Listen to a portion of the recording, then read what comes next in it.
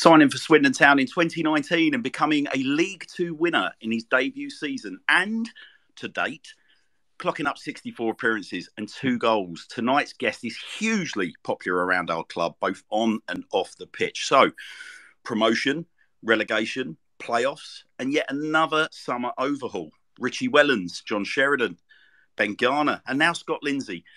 Silverware, empty stadiums, anger, near oblivion, fresh ownership, renewed hope and excitement. This guy has endured the roller coaster that is Swindon Town, and he's still here with a smile on his face, having postponed retirement plans for another shot at glory in a red shirt. Well, he stuck with us during our darkest hour, and tonight he's here for your questions. Well, esteemed guests, esteemed listeners, ladies, gentlemen, and everything else in between, I give you Mathieu Baudry. Frenchy, how are you, buddy? I am good, thank you. Yeah, when you put it this way, like, it's been a roller coaster, definitely. I can't think of another way to put it, mate. To be fair, you've pretty much. I tell people, like, I live on the London-Kent border, Frenchy. I've grown up a Londoner my whole life, and when people ask me why the hell I'm a Swindon Town fan, I literally tell them, well, look, there's never a dull moment. And I think you can testify to that, can't you? Yeah, he has been like that. But he has been like that overall, like, all my career. I think I've been in England for 10 years, and I think it's two playoff semi-finals, 1 playoff final, 3 promotion, 2 relegations, 1 escape, like 2 finishing just outside the playoffs. So it's been like relentless, really. I've never had a season where it's just been chilling. I've had Salmon as a strange ownership before, so it's been it's been entertaining. Well, you've literally done pretty much everything, mate, haven't you, in your career? Overseas moves, as you said, you've just listed everything there. It's like mind-blowing. And obviously we'll get on to talking about this a bit later, but it obviously very nearly came to an end on your terms in the summer, and you decided to give it another 12 months, which we were all massively grateful for, buddy. So thank you for the second year in a row, hanging around, I might add. But look, I'll introduce you to my co-host tonight, Matt. First up is Max. Max, good evening. I'm sure you'll be happy to say hello to Frenchy. Yeah, hi, Frenchy. Nice to speak to you properly. Nice to meet you. Hi, Max. Also joining me tonight, Frenchy, is long-standing friend of mine, good and superb presenter on the show, Mr. Nick Judd. Nick, good evening. Good evening to you both. How are you? Hi, Nick. You all right? Yeah, good, thanks. Good, thanks. And finally, alternative commentary pest, relatively new friend of mine, Frenchy, but good egg nonetheless, is Joe Vincent. Joe, good evening. Evening both. How's it going? Hi, Joe. Yeah, very good. Thank you, buddy. Well, look, we're obviously, I know, Frenchy, you've been very generous with your time. I know we're not like time poor, but nonetheless, we'll crack on regardless.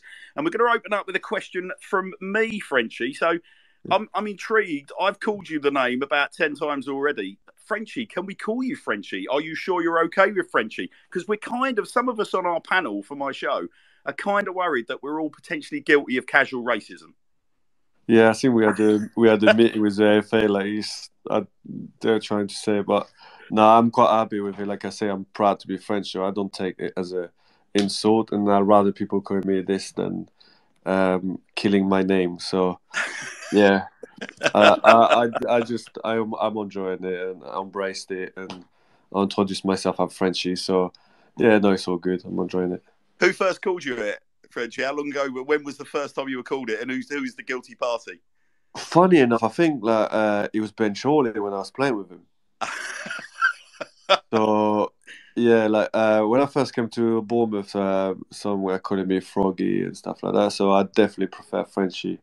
I think Chose start calling me like that, and then it just stuck there, and yeah, I've just been embracing it since. Oh, okay, well, listen, we're on our next question that Joe's got for you, Matt, is along a similar French line. So, Joe, the stage is yours. Yeah, absolutely. So, one from Nick on Twitter. It says, Frenchy, you came from the famed Le Havre Academy, Mahrez, Pogba, Payet, etc. Who was there when you were there, and why is it that place churns out so many stars, in brackets, especially given that their first team is bang average? Yeah. No, it's always been like one of the best academy in France. It's renowned in France, and I don't know. The scouting team is really good, and the coaching there is top quality. But yeah, we had when I was there, Payet was there. If the boys hear it, they just because I keep telling them about it. I'm just joking about it. I was like, "Oh, Payet got released from us, not good enough," and stuff like that. So we had Payet, we had Aubameyang that came for a short time. Wow. Year above me, there was like Didier Digard that played for Middlesbrough after. Charles Zogbia, I grew up with him, played with me and with my brother. Who else was there? Lassana Diarra, a few years older. I mean, you're not short of quality for a five-a-side team there. No. To be fair, it's always been good, and yeah, some had a very good career in France as well. So no, it's a great academy, and I think still now I've seen this year they've been ranked the second academy in France still, when other clubs like Lyon and clubs like that are putting a lot of money in. So it just shows like the quality of the staff there. Why is it the first team has always been sort of bordering, sort of not even Ligue 1 really, are they? They're more Ligue 2. It always been like a kind of like not a massive budget, relying on players coming through. Yeah. A bit like Crew if you high up, but a bit like Crew where players go through, start playing, and then get sold, and then some more players come through, and it's just been like that. But the money hasn't really never been there, so it's always been relying on the academy really. Interesting. Frenchy? Who is your best mate in football? Would you say is it one of the French lads that you sort of grew up with and maybe came over here, or is it somebody you've played with along the way? It's difficult, isn't it? Because I've got my life is a bit divided in two. Like, this is my life when I had in France, where I had my friends and stuff. But when you move over here, it's like, especially when you play. Some of them play as well, so it's been really difficult. We keep in touch, but it's a lot different. And then I made some new friends and new connections in England, which is easier, obviously, to keep touch and meet and stuff like that. So I had a very close group of friends in Alais-en-Orient. We were like 4 or 5 where we were really close, and we still talk together at this time and meet as much as we can. So yeah, they'll probably be my closest friends in football. Gotcha. We got a question, Juddy. I think you got the next one, have you not? Yeah, correct. That's me. This is from Mark on Twitter. If you cast your mind back to the summer of 2019, how did Richie Wellens sell the club to you, and what was the reality versus the sales pitch? I think he was pretty bang on, to be fair. I went to meet him, and I think he spoke about it. We just went in his office and just spoke about football for a couple of hours. It was supposed to be just half an hour, and we were just talking about everything, about players we knew and the way we wanted to play football and stuff like that. So we really clicked straight away. And then he saw me the club as a big club at this level, which I knew because I played there a few times, and the atmosphere was always great. And it always marks you as a player when you go to other stadium, and you just feel, oh, yes, that's quite a big club. That's a big club at this level. So no, straight away I was sold, and that's where I wanted to be really. What was it about him that you think you kind of struck it off? I was always quite impressed listening to him talk about football and the way he articulated himself. What was it, do you think, that made you sort of both click together? I think he was he's really passionate about it. You can see like really loves football, and he's got his vision, that a certain way of playing, an attractive way of playing, and I don't think he want to change it for anything, and I'm quite stubborn like that as well. I've got a vision of like how football should play, and I'm not really. I wouldn't change just to get the results. I think the performance bring the results. So yeah, we kind of like we're similar like that, where we just thought, yeah, that's the way we're gonna play, and then the results will come. Yeah. Not chase the results and by any means. Max, you've got a question for Frenchy.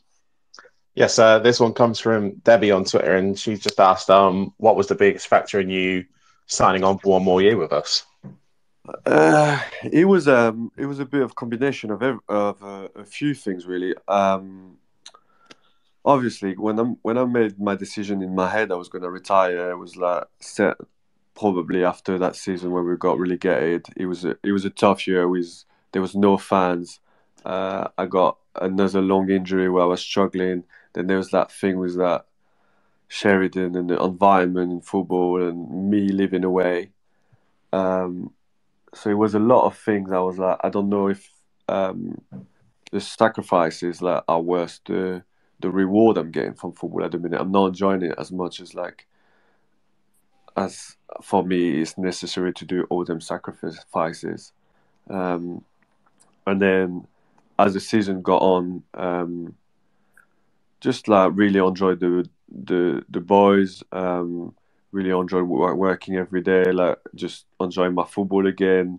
From the second half of the season, they managed me really well, and I managed to stay fit and felt quite good. And then it was the fans were here, like the connection with the fans, and it was just like my boy starting to come to watch me a few times, and it was because with COVID and everything that before he was not really interested in football. It was the first time really he got to see me play, and he really enjoyed it. So that's magical stuff, Frenchy, as well, by the way, isn't it? Any father, like if their son gets to watch them play football at any level. That is, but it was. I remember last year it was a bit of. So he was telling me, "Oh yeah, are you gonna play?" Because he started playing FIFA and stuff like that, and he was like starting to learn about the Premier League clubs and stuff. And he said, "Are you gonna play in the Premier League?" I said, "You know what? No." I said, "Like it's my last season. That's the last time I'm gonna play and stuff." And he was like, and he was starting crying. He was like, "You can't stop and stuff." But I said to him, "I'm too old." And he was like, "No, you're not too old. Like you're fine. You're fine. Your legs are fine now." And then I was like, so it made me feel sad. And I was like, but if I was saying to him, like, if I stop playing, I'll be able to spend more time with you. So he was a bit torn in between both of them. And then so towards the end of the season, I had that discussion with the manager because at my age and with my injury history, there's days I can't train every day. So there's one day where I wasn't training, but it made me watch training. So manager, I say like, you know what? Like, I say I would be. Maybe I could go back to. I could go for another year. It's just I need to be more home, and I've got my study to do. I need to spend more time with my family, and if you let me do that recovery day at home, then I would be ready to do it. And he's like, I didn't think he would do it, and then the club were open to do it, and so with all that, with me like enjoying my football again and stuff like that. If I knew I had that extra day where I could still do my work and recovery, but be at home and save on traveling, have more time with my family, and also have more time to do my study, then it was a no-brainer really. But Frenchy, so I guess we got your son to thank then. Sorry? We've got your son to thank partially then. Yeah, it was a part. Yeah, definitely. Oh, bless him. Well, Frenchy, Joe on Twitter is kind of linked to the last question, which is, what's been the biggest change that's contributed to your injury record being much better of late?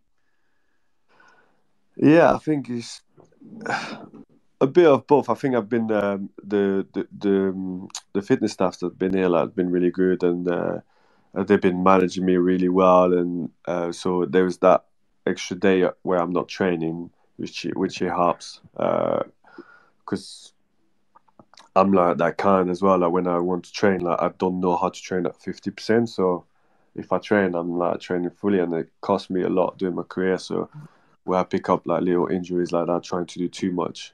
So they've been trying really to just hold me and say like just manage yourself better. Obviously the treatment, and yeah, it'd be me as well, like just trying to manage myself a little bit better in training and stuff. So it's been also last year they what we've seen at the end of season, the manager they want me to play 3 games a week. So because a few times that's when I picked up injuries. So I've only played like Saturday. So I'm not too sure what's going to happen this season, but we'll see. See how I feel and stuff like that. But yeah, no, I don't know really. You can't really point your fingers at touch wood, like, and hopefully it's going to be stay fit as well this season. So the next question, Frenchy, you've already kind of touched on this a little bit, but we've got, I think Joe will tell you who it's come from, but we could have literally asked you this question from about 60 people. So, Joe, the stage is yours. Yeah, I think I've got a popular question here, haven't I? Yeah, you very. We've seen this come through a lot today, Frenchy. Obviously, you mentioned it a bit earlier on, but for you, how did you find working under John Sheridan? Obviously, the season that we got relegated as well, it seemed like a very topsy-turvy sort of campaign from the outside. Yeah, it was it was toxic. It was not a great environment to come in. It was just it was just really, really frustrating, and it's just the man that don't really have got no time for him. Really, really disrespectful. And then even as if you're just talking like work wise, I didn't feel like we're given the best chance to succeed, and we got obviously don't find excuses. We had the poor season and didn't perform well as individual. Me first, it's probably my worst season as a footballer. But just it was not even all the. I think when Richie, when he kind of like kept it together, but then when he left, all the environment, everything around it just become a bit more heavy, and just everyone just getting a bit more involved, and it just become not really nice place to be, really. So yeah. No, yeah, fair enough. I mean, how do you find the game last season? Obviously, when we played Oldham, and I think if anyone was to pick a goal scorer from that game to win the game in the last minute, I think everyone's money would have been on sort of Dion. He was very sort of out there with how he felt about the man. But how was that to be involved with? And obviously as well, there was a bit of conversation. Yeah, it was just like it was. There's managers where you don't necessarily get on, but there's always that respect and like you're working and stuff like that. But I felt sometimes that line was crossed with Sheridan, and yeah, it was Dion. Obviously, there's things that went on, and they didn't really see eye to eye, and he was not the only one really. So for him to score, it was very, very satisfying. We would never have guessed, Frenchy. We would never have guessed, given some of the things going on between the dugouts. But you certainly gave us entertainment that day, didn't you? Yeah, but like, so that's one of the things. So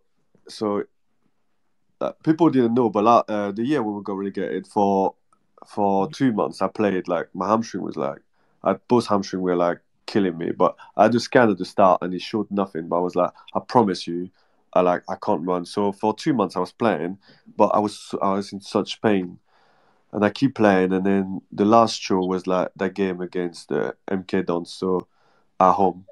So I couldn't run, I couldn't sprint. Like my hamstring, I felt like I'm getting stabbed every steps. And then at the halftime, we're losing 3-1, I think, or something like that. And then I come back and I say to him, I say, Gaffer, I know you don't, like, it looks like I don't want you to think I'm throwing the towel. So if you want me to stay on the pitch, I stay on the pitch, but I can't move, like. And he was like, that's fine, you stay on the pitch then. And I was like, are you for real? So I was like, oh, fine. So I'm coming back on the pitch, and then he dragged me 10, 15 minutes later. So, but that was me done in my head. I was like, I can't move, like, there's no point, like. so the next day, we had a meeting, and he made us watch the first half, and we didn't know no tactic, nothing, like, for the whole time he was there. Like, we didn't know the team before we started the games and things like that. So he showed that, and we didn't even know what we were doing for kickoff. So he showed the thing, and he stopped it before the start. And he's like, I was like, all right, can I say something? And I said, we need to be better and stuff like that, but you need to help us. Like, you give us nothing. So I said that to him, and he started like just like swearing at me and all that. So he said like, oh, you making up injuries and things like that. He said like, you're a clown. Like, you just, basically he was saying I was just pretending to be injured. I was like, so we argued and stuff. Right. The next day, I'm going for a scan in London, and they realised I had like a grade 3C tear in both hamstrings. Wow. So that's what happened. But like, so I was out then till like 2-3 games for like 12 to 14 weeks or something like that. So, but he never, from that, so he knew then. He just accused me of like faking injuries, and he never came and said sorry. Like, I realized like you were injured, and I never said anything. A few times seen him when I was like, because with COVID we're in different places, injured and fit players. Seen him walking, say morning, looked where he was, seen me, just didn't say nothing. Like, keep walking, and he was just like that. And he was, I just had no respect for him really. So. That was it. And then, so when we play against Oldham, I just give him a bit of like stick and stuff. And no, what happened is like, I was involved in something in the corner when I was warming up, and I come back. He was like, "Why do you have to get involved, you?" And I was like, so basically, I told him to go away, basically. I bet you did. I told him it was like, that I thought he should have stopped like managing and stuff like that. And then he was still saying, even though like he knew I was injured, he was like, his thing was like pretending I was pooing, like pretending. So basically saying I was shitting myself that season, and that's why I pretended to be injured. So that he kept going with that thing. So I was saying to him like, listen, you're the worst manager I've ever had. Like, just, but yeah. Well, look, Frenchy, karma works in wonderful ways, doesn't it? Let's just say that. And I think the measure of the individual. I can't talk about the man himself, because you hear that away from football, he's a very nice guy. But all I would say is that from a Swindon Town fan's perspective, his actions as he left the pitch spoke volumes, didn't it? Really? Yeah. Yeah. No. He said that, like, people say that, yeah. But I feel like he didn't even try. That's the thing. Like, when we had them decided games, he didn't turn up at pre-match and stuff like that. When we had Wimbledon and what was the other game? I was injured, but it was Wimbledon and Rochdale. We had two games in 3 days where deciders didn't turn up till 10 minutes before the warm up on the Saturday, and then didn't see him on Monday, and then turned up on Tuesday there at Rochdale. Like, was not even at the pre-match or something. So the problem is like he was not even trying. So that's like he keeps saying, "Oh yeah, he's a good guy," and he couldn't get the solution. But he never really tried. I know he had like some stuff going on with his family and stuff like that, but he never really tried to help the team and stuff like that. So that was really frustrating. Well, we'll park. Let's move on from it. Yeah. We'll park him for the time being. But rest assured, Baudry, your antics were very much appreciated from the red half of the stadium that day. Got a question from Nick's got another question for you, Matt. Oh, Nick, can you hear us, mate? Are you able to unmute your mic? No. Yes, there I am. Yeah, sorry about that. Can you hear me? Yes, mate, loud and clear. Nice. I'm going to take you back to happier times and the 2019-2020 season. What was your favourite moment of that campaign? It seems so long ago. And such a contrast from the season we were just discussing as well. I mean, you couldn't get two two more contrasting seasons, could you? Yeah. Just thinking like that, I'm thinking of two moments. Like first game against Scunthorpe away was good, and then the Exeter game at home. I remember the conditions were like the wind, but atmosphere was great. And then, well, I wasn't there, but Plymouth, I think, was for the team was a great day. Plymouth away. So yeah, that's them three moments, and then after obviously it got cut short. So I wouldn't say the promotion tour was not great. Finding out on Zoom call, but it is what it is, and it just doesn't take you away what we've done the rest of the season. It was a great season as well.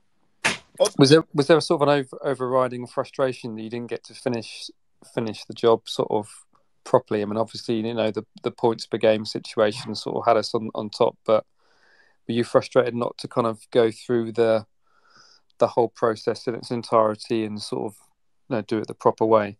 Yeah, because I think in my head there was no doubt we were going to get promoted, so it's not like I got us some kind of relief. Relief, we can promote now when we wasn't sure to get promoted. For me, we were the better team that year, so we would have gone promoted, and just to miss out on all that, to miss out on all the games towards the end of season with the fans, because it would have been a bit similar to what we had last year, where towards the end of season it's just became really busy and the atmosphere built up. So just to miss out on that really was frustrating. Yeah, I mean that last game, I remember that game against Exeter. That's what I mean. Yeah, when we beat them, that it felt like sort of something special was sort of really happening and coming together at that point, didn't it? Yeah, exactly. So that's the frustrating thing. Like we've seen that game and you're thinking, oh yeah, now that's what we're expecting to come in the next few games. But just got cut short. So yeah, it was a bit frustrating. But it is what it is. But I mean, do you think we'll ever get the band back together, Matt? Not necessarily from a playing perspective, obviously, but do you think we'll ever get you guys the chance, to sort of at least do your lap of honour in front of the crowd? Because I think the fans would love to see that.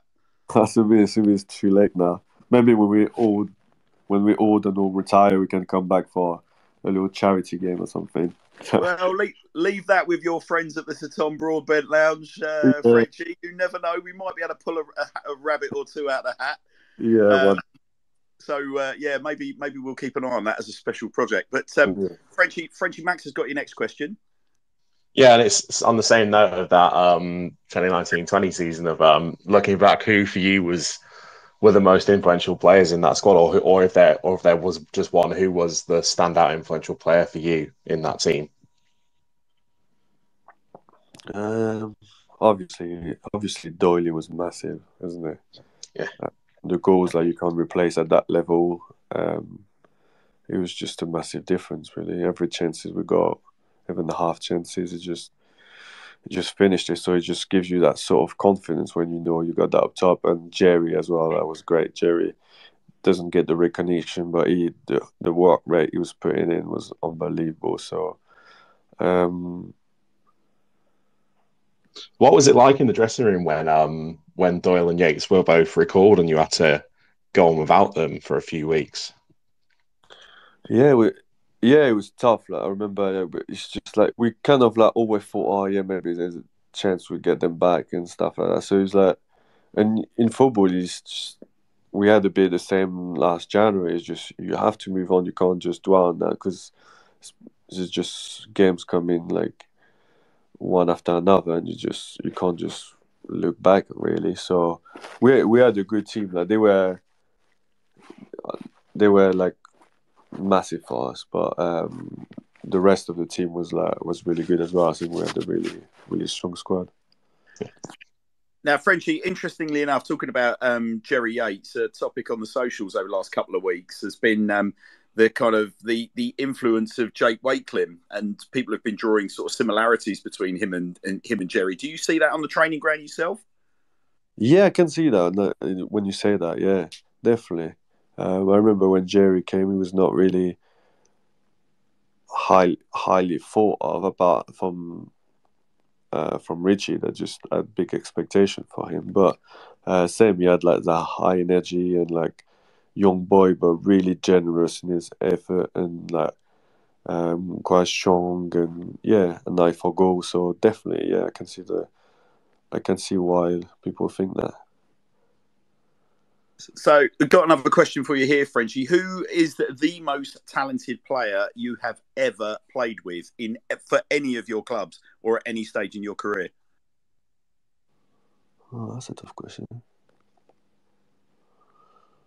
It's hard because football is a weird thing. So you think the most talented one, if I say, so I just told you I play with Payet and Aubameyang and that. So people would just assume straight away would be one of them, but it's not necessarily them.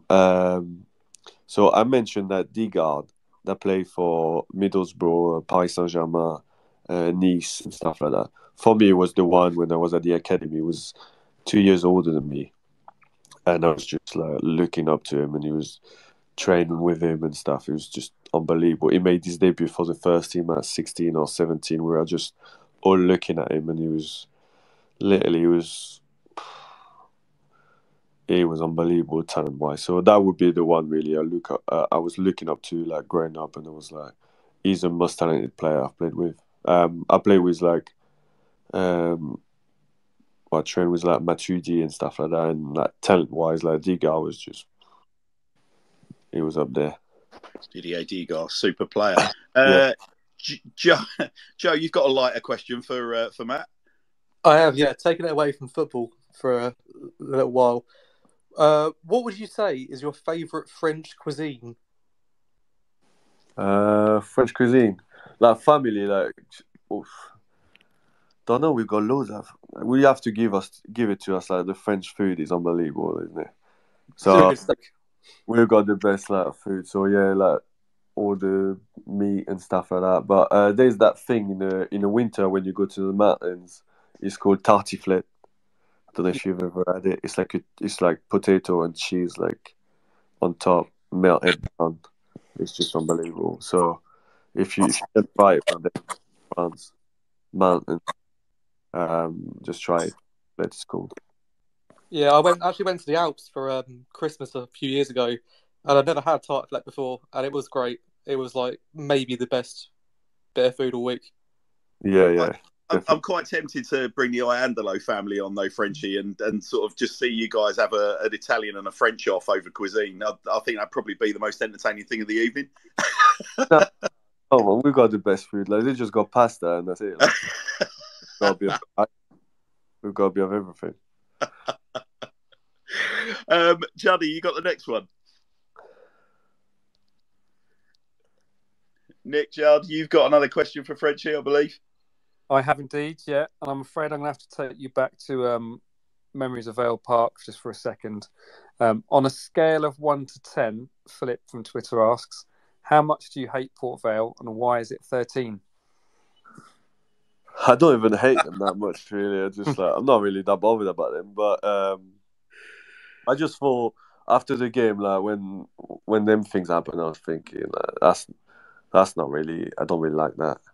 And then obviously, like I woke up, I was in France, and I woke up, and it was like the day of the final. I was thinking, I've got to give them a bit of stick. So I give them a bit of stick, and then I just forgot about it. Well, I got a bit of stick, and then I was not even watching the final, but I just checked. Someone asked me what the score, so I just checked the score. I seen they were like 2-0 half time. I'm thinking they're gonna come for me again, so I thought I might as well just go first. So I went for another tweet again, and just doubled down on it. You went full on rascal mode, Matt, didn't you? Let's be honest. I felt like Harry McCarthy. So it was quite fun for a couple of days, but yeah, I got told off by the missus. She was like, "Come on, just get away from Twitter." I was like, "Yes, fine." But it was fun. No, you fought a good fight for us, Frenchy. Yeah. Don't you worry. You let Mrs. B know that we're forever grateful. No, right, who we got for the next one? Max, you've got the next one, I believe.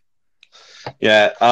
So obviously, sort of between the pandemic season and Clem coming in, we obviously had all the mess around with court cases and all the Lee Power mess. I mean, even during your first season, did the players have an inkling of like what was going on, sort of how the fan base felt about the ownership, or is it a case of just it's sort of your job and as long as you're getting paid, which I suppose towards the end you weren't, right? It doesn't really fall into their mind. No, that's what I mean. I think on the Richie, like he kind of got it under control. Like we never really heard of anything around it. Like it was all him, like controlling most of it. He was the only person really we were dealing with, and it was good. Really, everything. There was not really much noise around the squad that we didn't really hear about. There was no issues and nothing. So, of course, we knew a few fans were not really happy with Lee Power, but it was very discreet and like we didn't really see much of him. So it was just everything was fine the first year, and I think, like I said, I think it's like when Richie I think we just start seeing a bit the issues that were really behind the closed doors. What was the reaction like when Richie left in the dressing room? Yeah, it was obviously disappointed, but then you understand it's a business and it's got a family to provide for, and there's a bigger picture, so you understand it's frustrating, and then you say, oh, I just hope like the next manager is a good one too, but it didn't happen. No. Okay, cheers. Frenchy, next question from Sarah on Twitter. She was saying, as a professional footballer, how did you manage and handle the pandemic? Pandemic was weird, wasn't it? I think, but it was like for everyone. So I just keep like, because of the kids, it was hard to train or do anything. So I used to do my running early doors in the morning. I was waking up at 5:30, like go run at like 6. And then just come back, and then have the day with the family. Really, yeah. I came back like I felt like fit as anything. I was like a machine, but I think I was like too fit, and I just broke down the last preseason game. So that's why I've learned a little bit with the new fitness coach. They told me to just take it a bit more easy. So yeah. What was interesting, Frenchy was talking to Tom Broadbent towards the end of last season, and he was saying that obviously the pandemic, it was really emotionally really tough for him because he managed to sort of have the impact against our biggest rivals in an empty stadium. And he kind of felt that that was, he looks back at his career so far, that's like his greatest moment. And he was quite, he said emotionally that was quite tough to take. It was lovely to be able to bring him back for the Barrow game and have him in the town end with us and everyone singing his song. Sorry, I saw you talk, when you talk pandemic, I saw you talk about the lockdown. Yeah. If you're talking about the season, it was just, that was one of the things that just kind of like started my decision of thinking about retirement. It's like I didn't enjoy one bit my football, and I think a big part of it was that as well. Like the no fans, no adrenaline. Like the adrenaline, like it's not the same as much as people say. We know we care, and you go to the game like you want to game, but it's like that little extra element that's just so different. It's not as good really. Football with no fans, so it's just I couldn't have carried on like that. I think another year of no fans, and I think that's definitely been me. Yeah, and also even down to little things, Matt, like down the side of the Arkle stand, it literally looked like almost like a livestock kind of driving area, didn't it? It was with all the fences up and things like that. It really did just rip the heart out of football, didn't it? Yeah, it was terrible. Even like you could hear anyone talking, and it was just even the flow of the game was different because when you sometimes like in a game you're thinking like you were 2-0 down or something and you score one. If you were at home, like you would have felt the push of the fans, and you would have but you didn't have that. It felt like really flat. But even like the training was really flat because we had to go there not mixed together. So we just stay in your car and stuff like that, and then just go train, leave like with your kit. It was just very strange. Yeah. Joe, you've got the next one, I believe.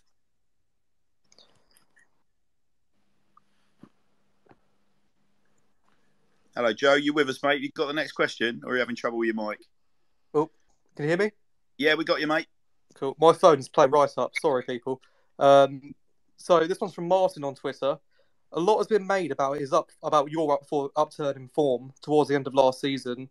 Did you notice it yourself, and do you think there's any reason behind it?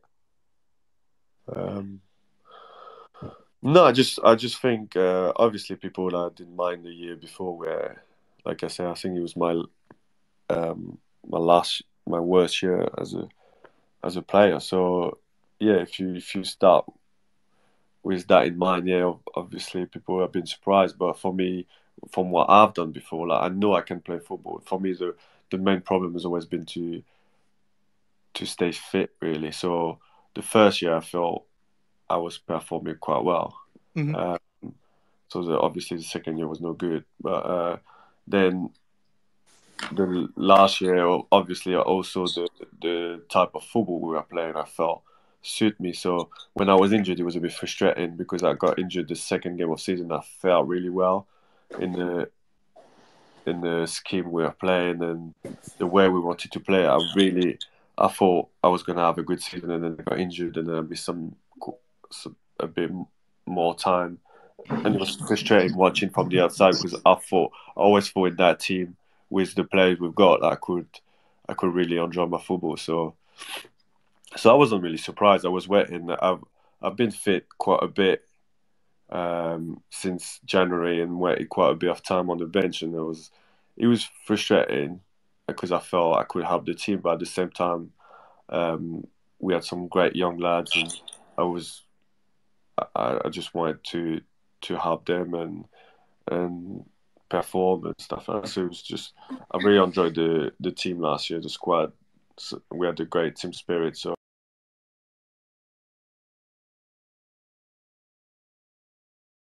that thought, oh, if I can get an opportunity to play here, like, I feel like I could do well in there. Cheers for that, Frenchy. Nick, you've got the next one. I have indeed. How does a young player end up at Bournemouth from Le Havre? Because you had was it a trial at Leeds at that time as well? Yeah. So the year before that, our team got relegated from second division in France. Same change of ownership as well. So they say, my agent got me that thing with Leeds and say, like, if he can go there, yeah, we'll be willing to sell. So I went to Leeds, and then Leeds was interested to sign me and negotiate together. But because my French club, for Leeds, English club, money, we're trying to get as much as possible. Like, the transfer didn't happen, so it left me really frustrated. But because of that time here, I got the taste of the English football. So from that point, I was just, in my head was, I want to go back to England. So I find like an English agent, and he was looking for me. And then in January, find me. Then my relationship with my club in France was no good anymore. So he got me a trial at Bournemouth, and then then I stayed there. The rest is history. Because Simon Grayson was quite keen to sign you at Leeds, wasn't he? Yeah, I think it was very successful there. I enjoyed it. I think they were keen to get me in, but like I say, my club in France got a bit greedy, so it didn't happen. It's probably one of my biggest regret really in football. Is just to not have signed for Leeds at that time. It was a great time as well for the club. I think they were in. That's the year. That was at the start of the season when they got promoted back to the Championship. So it was great. It's a big club as well. I played. I remember I played a friendly game there in pre-season, and the stadium at Grimsby was just full of Leeds fans, and it was just like, it was crazy. I couldn't believe it. So yeah, and they had a great team as well. It was Fabian Delph, Johnny Howson, Bradley Johnson, Bakio, Jamin Beckford, all of them. So it was a good team. Yeah, that was a very, very good side. Yeah. It just goes to show as well that, you know, a lot of your career sometimes can be out of your own hands. It can be quite a frustrating ride when you want a move to happen, and there's a lot of things that need to happen, isn't there, for a move to go through?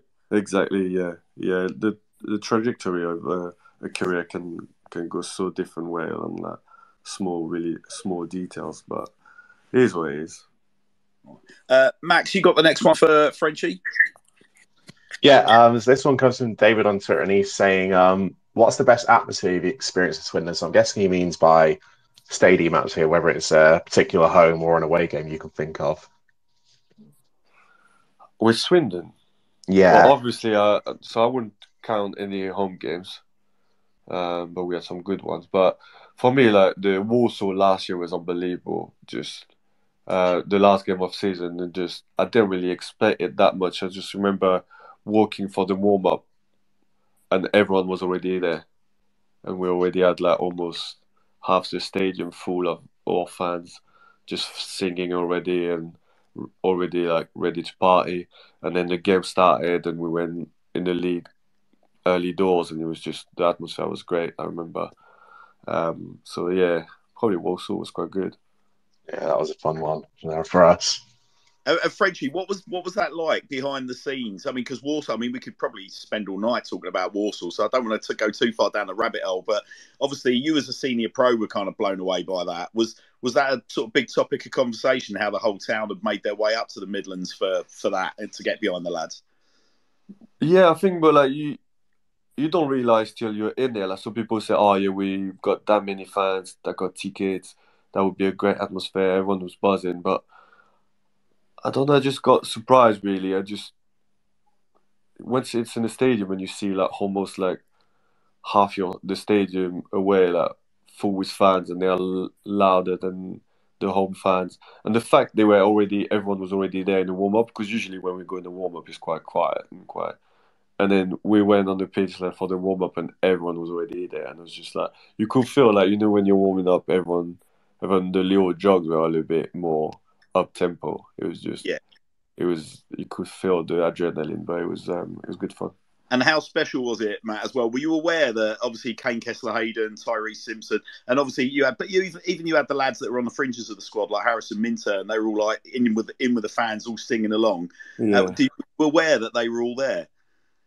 No, I didn't know at the time. I just seen after. I knew Jordan because he's my flatmate. I knew he was coming, and I knew a few young lads were coming. But he just showed that last year we had from the start, really, we had a good spirit, and the boys got on really together. So, yeah.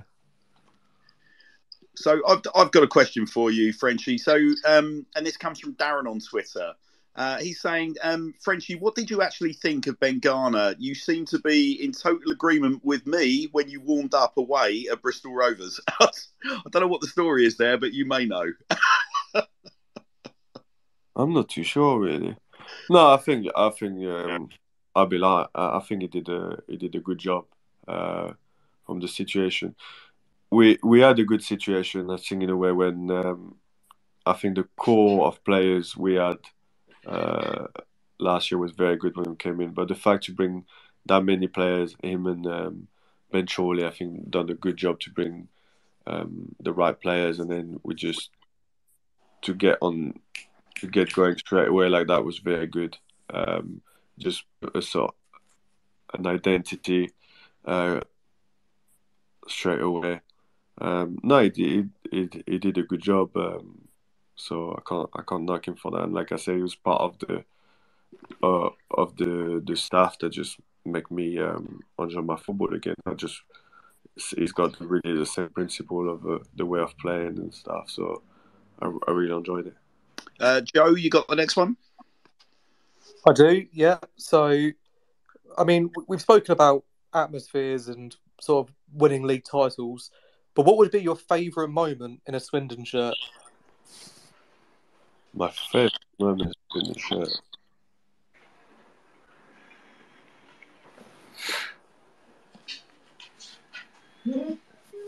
No, it was part. I think I don't know really. I'm just like I'm really big on experiences and like the relationship and like the memories you make and stuff. So even like I've got memories of um, Pavel away after when we come back to the change rooms. Even in defeat, just to know what we've shared with them lads, and then the scenes after, and just like like we made memories, and we've had the special bond, and then you just go and everyone like just hug each other, and just like people crying and stuff like that. It is special for me. It's special, like just um I don't know how to explain. It might seem weird to feel like in defeat, like it's one my best experience, but it's just everything that goes in behind. Really, it was just for me it was special. Yeah, I think that's a really nice answer. I think it makes perfect sense, Frenchy. I mean, we hear a lot from, we've had various players, sort of current and past, talking to us about, obviously all good teams have got that feeling of like that band of brothers like that, and that's got to be one of the really, really special things about being a pro footballer, right? That if you can get a team that's special enough that you feel that way against each other, that surely is like, that can be the difference between playoffs and not playoffs, promotion and not promotion. You know, that's a very special thing. So I totally understand where you're coming from. Yeah. No, usually that's what happened. I remember another memories I've got in football is same when I lost the final at Wembley with Leighton Orient, and the same way I could remember we had our song before the game, and before the game at Wembley putting the songs and everyone looking at each other's eyes and like having goosebumps and that, because we're same like you say, like a group of like brothers, and it's just like it is special, and I think that's the moment you cherish, and that's the moment you remember. Like a win and lose is good, but I think like the thing is like the process, and it's the same I think for the fans. It's like it's not just winning, it's the adventure we went on, especially towards the end of season, that just made it special, I think. Max, you got the next one. So this is going to speak more recently, the game on Saturday. What was the feeling like in the dressing room afterwards, and what's your message to any fans who are sort of fearing the worst or having a bit of maybe having a bit of a meltdown at the moment? After last game? Yeah, hardly, yeah. Oh, still about Paul. Yeah, no, obviously it's not nice. It's not how you want to start the season. So we've got some work to do, but we knew that pre-season was short.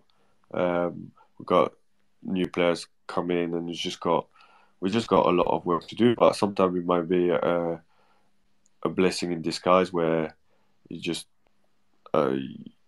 realize, oh yeah, we've got some work to do, and we realize what we've got to work on.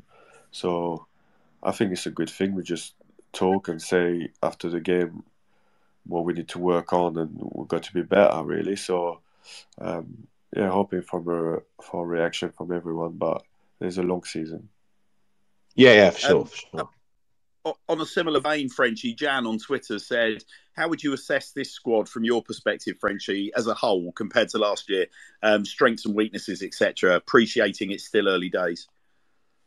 Well, I think same. We had like, it's a bit similar than when we started last season, when we had a core of good players, and then we just added up to it. I think it's just a case of we need to get used to each other and just working together. But yeah, I think we've got good potential. We just need to learning to trust each other and know each other, and we'll be fine. But we know we've got some work to do on the training ground. So we've done that this week, and we're gonna keep doing it and keep doing it till we get it right. Well, Frenchy, the next question Joe's going to pose to you, mate. You're going to need to calm yourself down. You might struggle to get back through the door because your head's going to be so big by the time he's up this. So this was a DM we had from Nicholas. It says, Frenchy, you played like peak Beckenbauer in the run-in last year. Conroy too. What changed? What's the importance of having a settled back two and a goalkeeper behind? And who does Frenchy feel is that perfect combo from the current squad? Obviously, I appreciate we're probably looking at a back three. So from the current side now, who are you sort of wanting either side of you? I'm not going to tell you where I want to play, but I don't blame you. I don't it blame wouldn't you. be fair. But no, like, I think the same because of Dion. We kind of like same type of player in a way where we enjoy having the ball and we enjoy like passing the ball and stuff like that, and we just get on really well together outside as well, and we just trust each other. We just got to know each other's on the pitch and trust each other what we were saying to each other's and listen and stuff like that. So, but it just takes time, and I'm sure with the lads, like we signed some great lads. It's just to get to know each other and just work on little things and little details, and we'll be fine. So Frenchy, last year was really interesting. So I'd never played any particularly great standard, but speaking as a goalkeeper, Wardy came in last year, and from the stands, it looked like he was taking an awful lot of pressure off of you and Dion, like taking high balls, like very, very positive in his goalkeeping. Was that a fair observation, or is that just Wardy? Like, did you feel that contributed to both of your sort of contribution at the back end of last year? I think last year we were quite lucky to have two good goalkeepers like that. Yeah. I think Jojo was a great keeper as well. They were both really quite different in their attribute, but I think I'll enjoy playing with both of them. And I think this year is the same. Saul is very, very talented and is very good with his feet. I think he just like settled. This is probably his first experience playing in the Football League, but I'm really confident to play with both of them. So it's not the case for every League Two team that can say they got two very good goalkeepers. So we're quite lucky. Hopefully they're gonna push each other all season, and that just be good for the team. And similar, I mean, if you'll cast your mind back to your first season, Frenchy, there was a similar duel between the sticks with Stephen Bender, of course, and Luke McCormick. And when Stevie first got in the side, I remember sort of there was a lot of kind of, there were people very willing to offer an opinion quite early about Stevie, but by the time he finished, I mean, he'd really grown into his gloves, hadn't he? And he's already doing, he's already advanced his career since leaving the club. So similar situation, I'm guessing. Yeah, it does happen. I think a goalkeeper is a high pressure job. So when you're young and you start like that, it can be tough. But yeah, I do remember the same. Like when he started playing that first year, I was thinking, maybe I don't think he's ready quite yet. And then a couple of games later, I'm thinking, no, he is ready. He's very good. Yeah. So it just takes a little bit of time. Time to settle down, and then they're fun. Yeah, it'll be a wait. Juddy, you got the next one? I haven't. Yeah.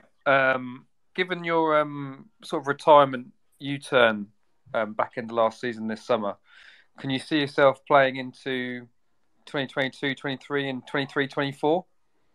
I'll stop saying anything because something I don't like is like just saying something and do the opposite. I feel like if I don't want to feel like I say that last year just for effect, and then I keep playing, and then I'm gonna say it again. I'm gonna retire, and then not retire. So I just gonna keep my mouth shut. In my head, I really enjoy that mindset that was last year, where I was enjoying every game as it was the last one. So I'm gonna just do that. I'm gonna try to do that every game. Keep enjoying every game like it could be the last one, and then see what happens. Superb. Yeah, keep enjoying it. Whatever you do, Matt, keep enjoying it. Max, you've got the next one. Yes. I mean, also related with the change this season of with Scott Lindsey. Well, obviously, I know who's already there, but coming in as the gaffer, what's the main differences you've noticed around the place since he's took over compared to Ben Garner? I think it's just the two different persons, like very opposite in a way. they are as person. Lindsey is Ben Garner was more within himself, just more like thinking and stuff like that, and Lindsey is more like outgoing and like can have a laugh and can talk to him quite openly. Can have an argument with him. He's quite open. That he's quite. It is what it is. Like what you see, what you get. So no, we get some good like open discussions. He tell you how he is. He's got no problem losing his mind if he needs to. But no, he's I think he's got the respect of the lads. He was very well respected last year, and he was a big part of what we did last year. So just obviously for him as well, it takes probably a bit of time to just adapt to a new position. But no, he's just doing well. Like, we've got some good assistants as well. So yeah, no, like I say, it's like a lot of new people, and we just need to get used to each other and learn from each other as quick as possible. I'll check in with you, Frenchy, on time, because I appreciate we've already had an hour out of you. We've still got a few questions left, but we won't be offended if you do need to get away, mate. So no, that's fine. All right. Okay. All right, mate. Well, the next question comes from James on Twitter. He says, Gavin Gunning is your new defensive coach, Frenchy. Have you had much time with Gavin yet, and how are you finding him? Yeah, he's a funny character, yeah. But he is good. Like this week, yesterday, for example, we've done some defensive work and stuff. So he's got a good defensive brain. I think he's got experience as well in the league. And no, we have some good discussion, and same, it's like always a like open discussion where we can just listen to people's opinion and just constructive discussion. So I think that's the main thing. Everyone working to get it right. Is he? Listen, at the end of the day, Frenchy, he's a baby in your eyes, mate. Have you reminded him who's the elder statesman here? No, I think he looks a bit older than me, I'll be honest. So I don't know. I must be looking good for 34. All right. Joe's got a question for you, Frenchy. I do, yeah. So this one was from Andy via Twitter. Lots of new signings this summer, Frenchy. Who do you think we should keep an eye out in particular? So who do you think the fans should keep an eye out for? Don't know, really. I really like that Saidu, I think. I think he made a great he made a great impact, I think, when he came on at the weekend. So, and I've heard like good things from people that play with him. So I'm just quite excited to see where Sam when he gets going and get a run of games and stuff to see what he can bring to the team. But have any of the new boys really caught your eye in training? Obviously, you've mentioned Saidu, but it's not a question of kind of picking favourites as such. But obviously, normally when new players come in, there's a bit of a settling in period and so on and so forth. But has anyone just come in, hit the ground running, and sort of given you any real wow moments? Yeah, no, Saidu, I think I would say like give me a few stuff. Tyrese Shea, that I can see like a lot of potential in him. Like obviously he came out early doors in the pre-season, and I told him I'm expecting like big things from him. Like, I think he just need things to click for him. Where he's got talent, so you just need to put it together. Hutz as well has got that speed in him, and yeah, you touch on Jacob as well. So no, we'll see. I don't want to put any pressure on anyone. Just let it work and then see what happens. Well, I think you've already seen the fact there's quite a few flags of the Gambia appearing in, and I think you're going to see quite a few more on Saturday. So tell Khan we're all enjoying. He's probably got the greatest grin in football as well. He's got a fascinating journey, hasn't he, Frenchy, like through the game, and I think he's been very open about that. He's won a lot of hearts and minds with that story. I think everyone's really willing him to do great things. So I think we sort of share your sentiment. Juddy, you got the next one. I have, and it kind of touches on what we've just been discussing there, really, but more than sort of what you've sort of seen on the training ground. How well do you think the squad is gelling? I mean, obviously you've talked about how it might take time. We've got a lot of new players through the door, but you've been part of a couple of squads before. How well do you think this lot are gelling together, sort of off the pitch? No, I think the boys that came in, I think, done really well to settle in, get on really well. But it's been a really short pre-season, and some of them have been there not a lot of time at all. So, as much as they settle really well out the pitch, like the most important things as well is like to learn how they are on the pitch. Like it's just little details. It's like always in football, like know your players. So it's like to know what's their attribute. What do they prefer? Like, do they prefer to receive the ball there or in behind, or what sort of movement they're doing and stuff like that. So it's just there's no problem with the boys. I think it looks like they're great lads. Obviously, we're gonna get to learn to know them more and more, but it's just the most important for us at the minute is just to get to know each other as the footballers as well. I think it's really interesting, Frenchy, what you said it a couple of times about the length of pre-season. I mean, for us fans, in large parts, this pre-season's it's really dragged because it's felt like pulling teeth. Because obviously, I don't think there's a Swindon fan that's listening tonight or that will be in the ground on Saturday that expected the big overhaul again in the summer. I know, for example, we spoke to the owner last week, and Clem was saying the same sort of thing. But it's interesting, isn't it? How for us, I think it would be very easy to forget just how short pre-season's been for you guys. Because like I said, for us, it's been agony, but we're up and running now. And I think hopefully, we, Saturday, I think we'll do a lot of people a lot of good. I think just getting back in the stadium on Saturday would be like medicine. But so here's Max with your next question, Frenchy. Yeah. So speaking of training, who's been your toughest opponent in training for your time at Swindon Town? Toughest opponent? I don't know. Really. Well, I'm just thinking strikers, because obviously I'm just coming up against strikers all the time.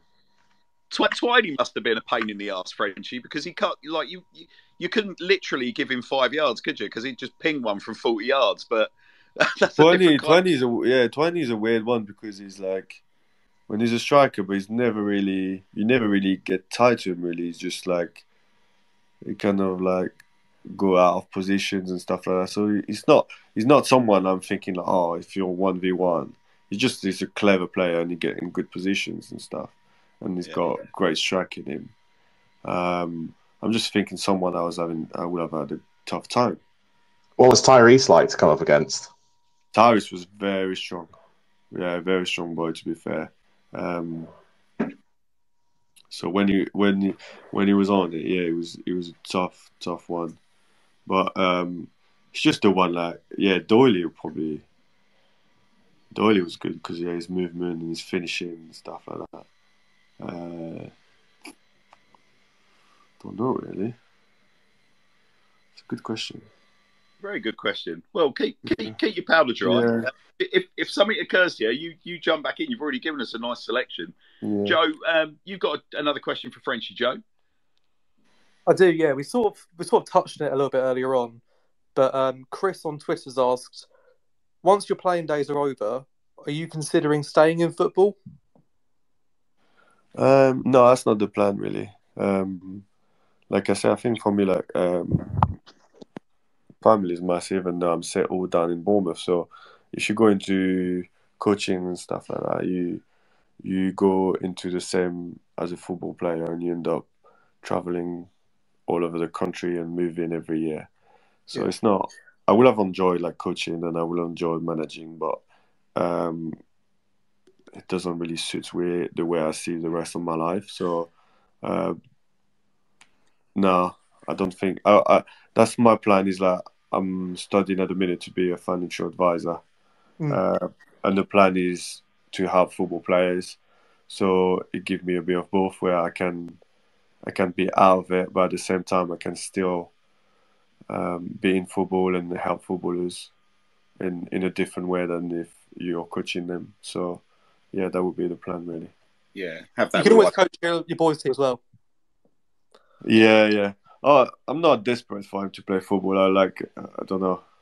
I've done a lot of football, so if he do something different, I wouldn't mind. Well, he might get into esports, Frenchy, and make you an absolute mint going down that route. It sounds like he's a bit tasty on FIFA. So yeah, I don't mind it. They earn good money, so yeah, if exactly. you can make a job of it, I don't mind it. Yeah, exactly. I've got a question for you. We're nearly at the end here, Frenchy.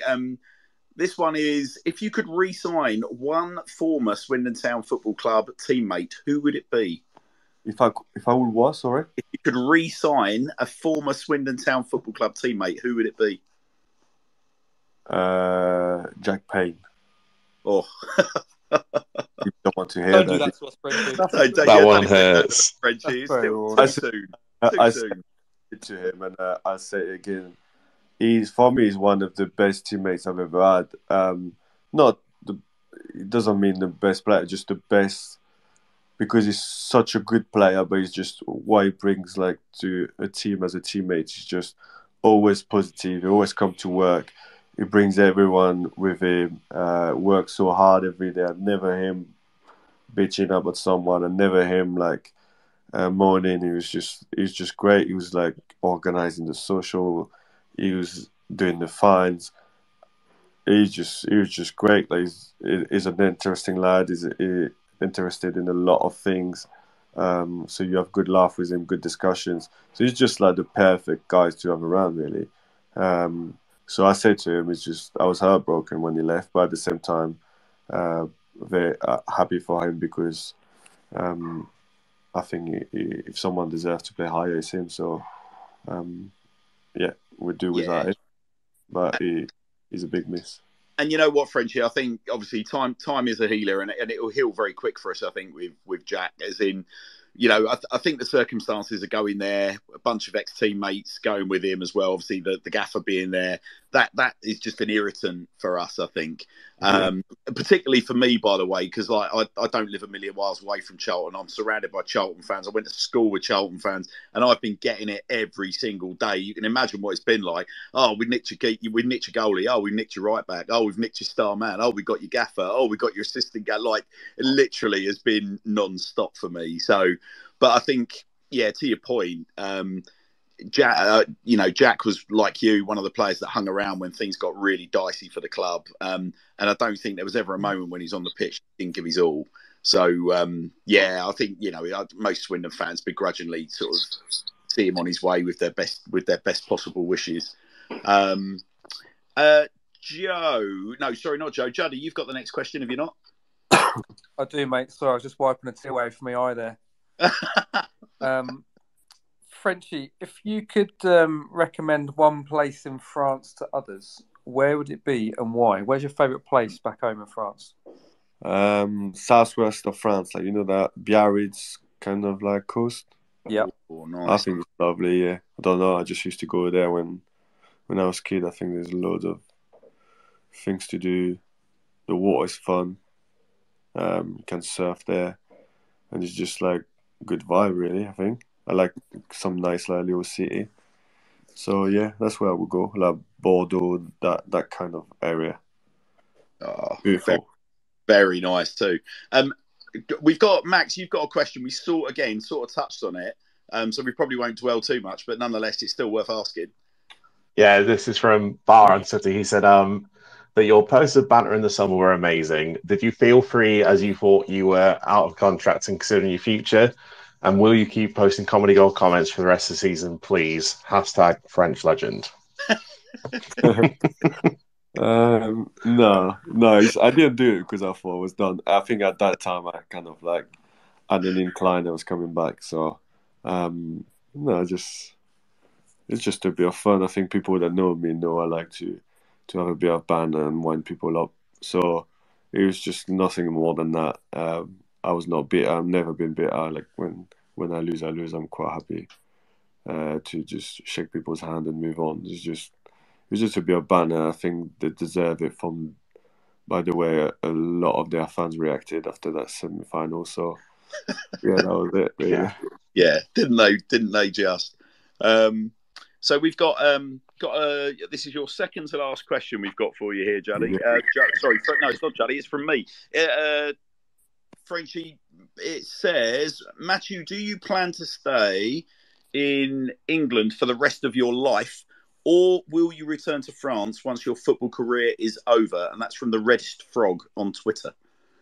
No, I think I would stay here forever. I think I'm just settled down in Bournemouth with my family, and that's where I'm gonna stay. I hope my parents are not listening to this, but yeah, I'm not gonna be coming back. So, well, I'll be visiting still. It's not far. I'm like from Normandy, so hopefully when I stop playing, I'll be able to. That was one of the things as well. I will be able to come visit my family a little bit more. But I really enjoy life in Bournemouth. I feel like home, so that's where I'm gonna stay. Well, Frenchy, not being funny, mate. Get the financial advisory work going for it. Really going like the clappers. Get yourself a helipad, mate, down in Sandbanks, and you're sorted, right? Yeah. Them every day if you want. Yeah, that's it. I need some clients, so if any of you need some financial advice, like give me a year or two. Oh yeah, don't you worry. Don't you worry. Joe, you've got a penultimate question. I do. So this one's from Chris Howler on Twitter. Frenchy, when are you going to show your face at Foundation Park and give me a pétanque masterclass? I can't ask him any more times. I know. I feel so bad. Like it's just like Tuesday. They just said Tuesday, but Tuesday's not great because we go Wednesday off. So usually I go back home to Bournemouth. So it's not a great time. But definitely one day we will play, and I'll show you how to do it properly. And we've saved. Well, this is a fairly standard question, but go on, Juddy. I should bring it home. So, Frenchy, what is your favourite cheese? Favourite cheese? That's a good question, isn't it? I don't know. I don't want to be too technical. I don't know. I just love cheese. People that know me, like I see, like my friend here, like he's listening, John Marquis, like he knows, like I put cheese on anything. But no, I'm not difficult. Like any cheese I take, I don't really like my family. They take like that proper, like stinky one. Like I'm not into this. So I like my cheese, but not too extreme. Now the Italians are all laughing at you right now, Frenchy. They want a specific cheese. They're like literally they're laughing at you. They want a special cheese. I like dog. Do you know la dog? It's same. It's like it's a cheese you get in the mountains. But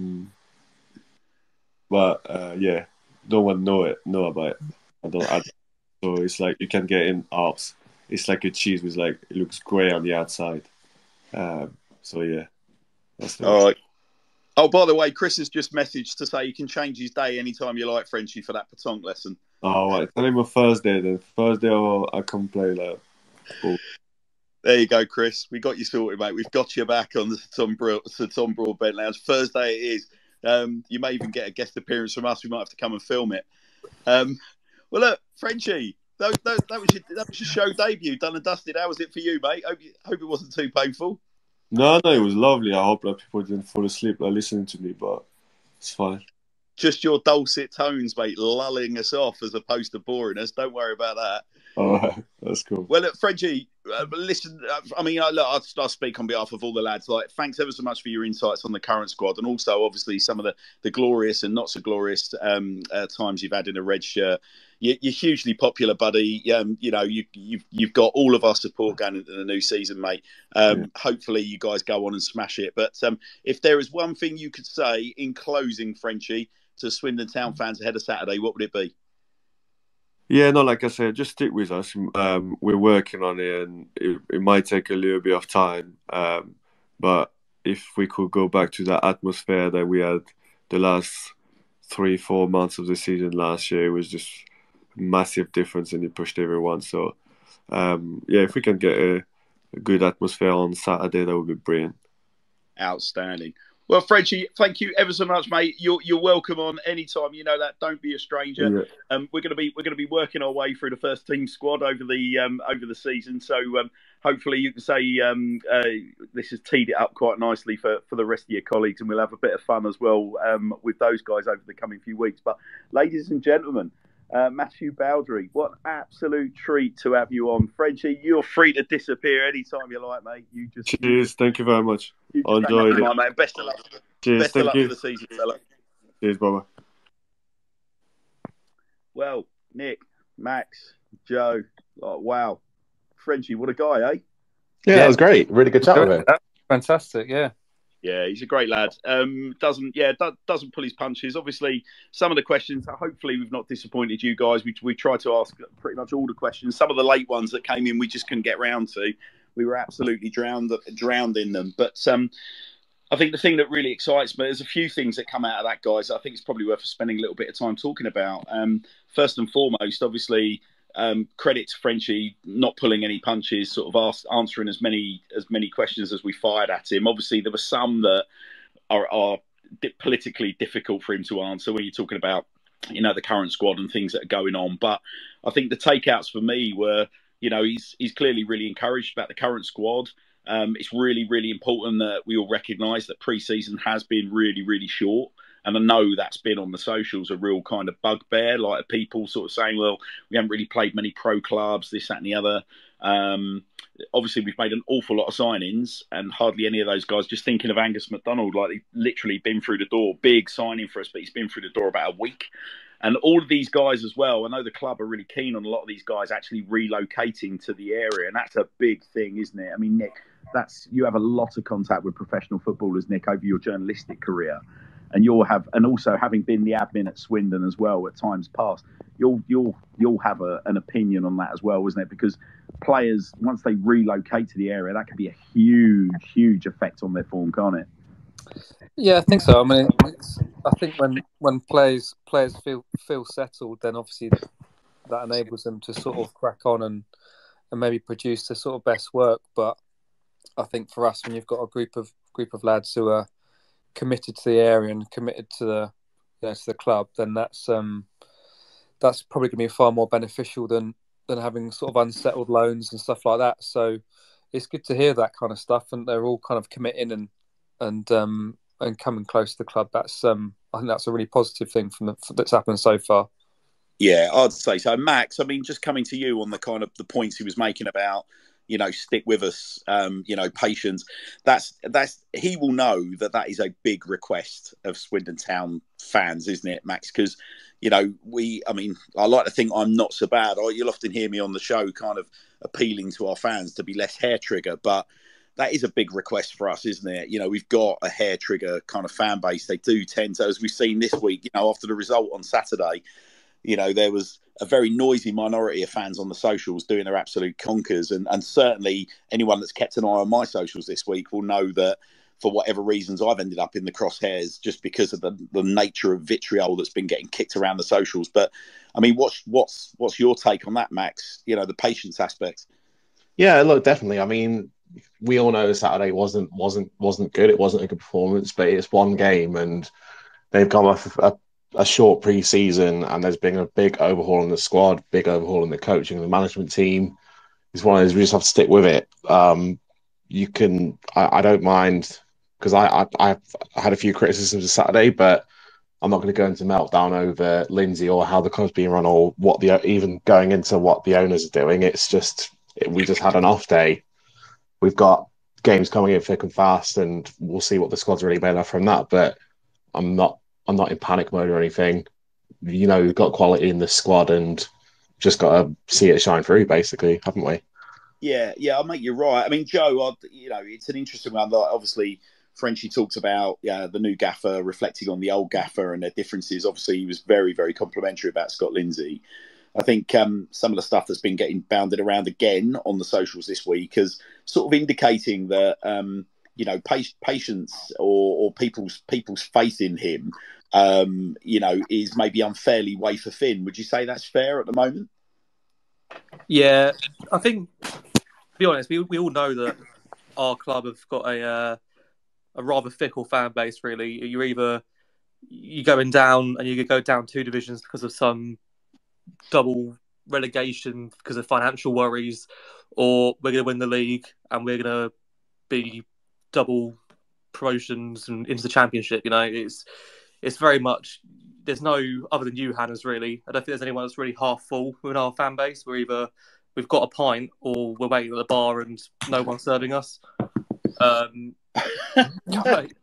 love that analogy. It's true, isn't it? But like I say, Lindsey's obviously, it's his first ever sort of EFL match, and we all know he sounded beat up after the game. Maybe a little bit too beat up. Don't know how people took that really, but at the end of the day, you can tell he cares. We've spoken to him. He genuinely wants to do really well this season. Obviously, he's happy with the squad that he's got put together. Hopefully, we're going to have a couple of more additions, maybe. Get a decent striker in, add up front. We've said it all tonight, really. The players have had a very short pre-season. You mentioned Angus has come in as skipper. He's been through the door a week. He's not been training with a football team over pre-season. He's gone and played 90 minutes. There's mitigating factors, but like you say, he probably has been given a bit too much stick for my liking personally this week.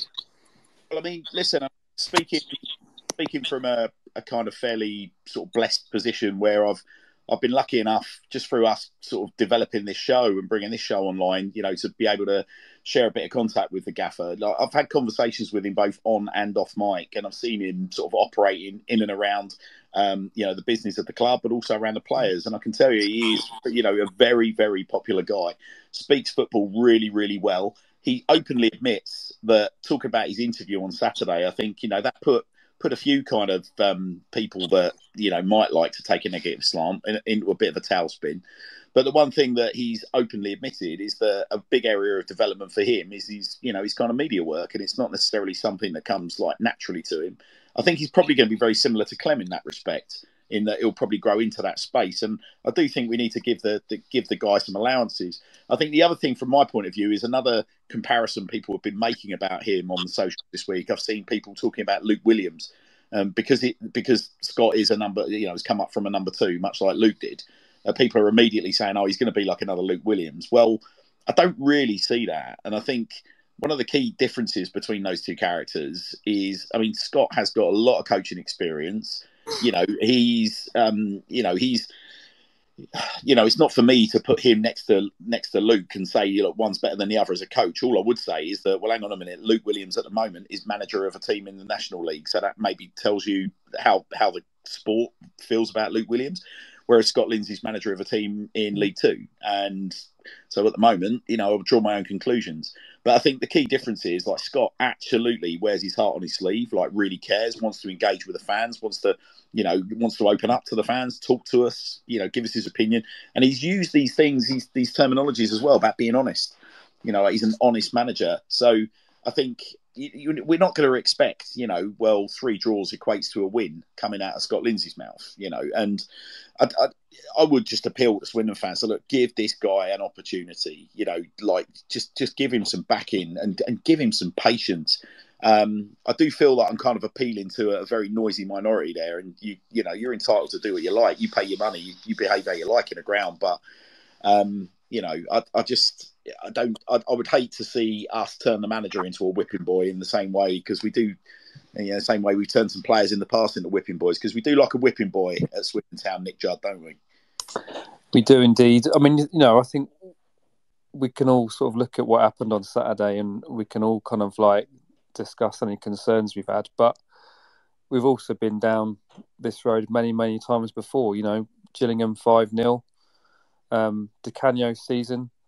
I remember being stood away in Dagenham and Redbridge and thinking it was one of the worst games I'd ever seen. I mean, sometimes it just does take a little bit of time, and hopefully, he gets his first win at the weekend, and and we can get on back to an even keel in terms of the sort of fan reaction. Really, unfortunately, he needs a win pretty quickly. I think probably be great for his confidence, but also just for our fan base as a whole. I think a win would settle everyone down. So hopefully that happens pretty quickly. So here's a question for all three of you, really, and it's I'm going to try and be a bit devil's advocate here, but there's been a fair bit of noise this week about what constitutes a meltdown, and and people have been actually arguing that, hang on a minute, there hasn't been a meltdown. People are just offering a negative opinion, and they're entitled to do that. But by the same token, this term of like, no, hang on, there's a meltdown. Are people too quick to jump on that meltdown bandwagon? So I guess my question is, what constitutes a meltdown versus people just offering a negative opinion? And again, how do we go about sort of kind of like getting our heads into a space where it's all right to offer a negative opinion, but at the same time avoiding this kind of like almost like a kind of not a siege mentality, like a what's the word I'm looking for, Nick? Everyone just grouping together and just sort of like just going on the hunt, like, and going on a right negative downward spiral. Like, what? I hope I'm not making a very eloquent point here, but I hope you're getting my gist. No, I know what you mean. I mean, I think it's pretty fair to say as a fan base, we're pretty negative, aren't we? I mean, it's not just sort of reaction to a defeat, but even when you're at a game at the counting ground or on the away end, we're quite quick to turn when things aren't going our way. Obviously, this is match day 1. Pre-season has probably not been, we haven't been, even though we've been playing non-league teams, we haven't been sort of beating everyone out of sight. It's probably not been like, the sort of convincing preparations that we probably all wanted. But yeah, as a fan base, I think generally, and it's probably just because we've all been worn down by so much mediocrity down the years, but we are quite quick to turn, aren't we? But in the same vein, I'm pretty sure that if we to turn over Salford on Saturday, that dies away again for a little bit, doesn't it? That's unfortunately that is just the way we are as a fan base. I think it's fine to have your criticisms. I mean, I think you can't dress up Saturday. It wasn't great, but it's fine to be sort of constructive about it and still be there to kind of like be vocal and supportive on Saturday. And even though you might have reservations after last weekend, it's just I think in many ways sometimes football fans are quite sort of indicative in terms of the way sort of culture is at the moment. It's you can't really have you're not really sort of allowed to have an opinion if it's not a popular one, if you know what I mean. It's no, I think that's spot on. I mean, Max, from your point of view, is it? I mean, I don't know. I kind of think that the difference between meltdown and a negative opinion, Nick's just used that word kind of constructive opinion. And I would say, yeah, it's constructive opinion versus one defeat, as bad as it was on Saturday, but suddenly just immediately going, well, Lindsey out, or digging out the owner, or, just go, that surely is the representation of a meltdown. Or again, am I guilty of making more of that than it is? Is that just a negative opinion? I mean, where would you draw the line, Max?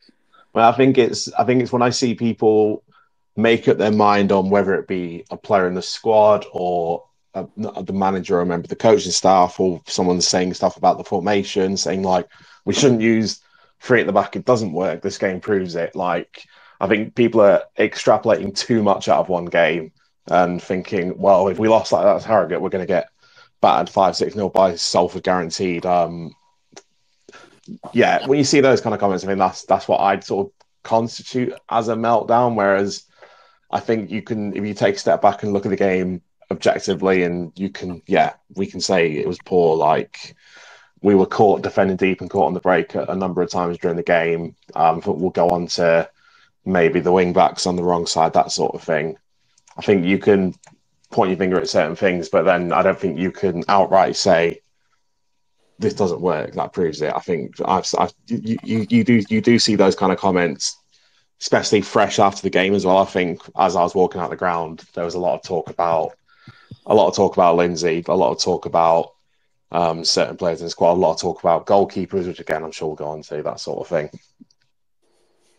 Yeah, I kind of make you right. I mean, it's not the time. It's not the time to make your mind up on players, is it? No. No, That's what I mean. It's one of those things, though. I don't know about you, but seeing the way we were getting beaten on Saturday, my first sort of thought was that I'm probably just going to maybe steer clear of Twitter later, because you know what's coming. You absolutely know what's coming in a situation like that. It's pretty predictable. You can pretty much predict. We all follow we all follow each other. We all follow the same people. You can pretty much predict who's going to say what. And I think it's just a case of, when you're in, it depends who you sort of surround yourself with. We're lucky enough to be in this group where we can kind of discuss these things, and I think we can all look at things constructively, whatever our opinion. Because I think even between the four of us tonight, we'll probably have different views on Saturday and who we should probably start next Saturday on that kind of stuff. And it's fine to have different opinions. I think it's just one thing being able to sort of argue a point constructively, and another thing just sort of spiraling into this sort of negative deep hole, which some people do. But it's sadly it's predictable. With defeats comes that reaction from some people, and if we're still sort of playing like that, in a few weeks' time, then I think quite rightly everyone would probably have the sort of same sort of concerns, and there might be a sort of a collective meltdown. But it's quite difficult to come to any conclusions at this stage, I think. Well, look, Nick, I'll tell you this. You will know. Look, I don't want our football club to have anything other than a kind of champion mentality, right? I want I pay my money just like everyone else. Go into the stands, and I want to see lads that are actually sweating blood for the shirt and gunning it.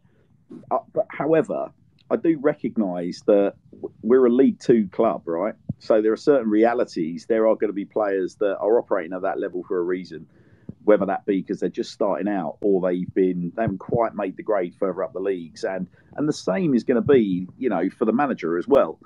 I think to a point. Obviously, I've mentioned this so many occasions. I feel like broken record. We were royally spoiled and have been over the years.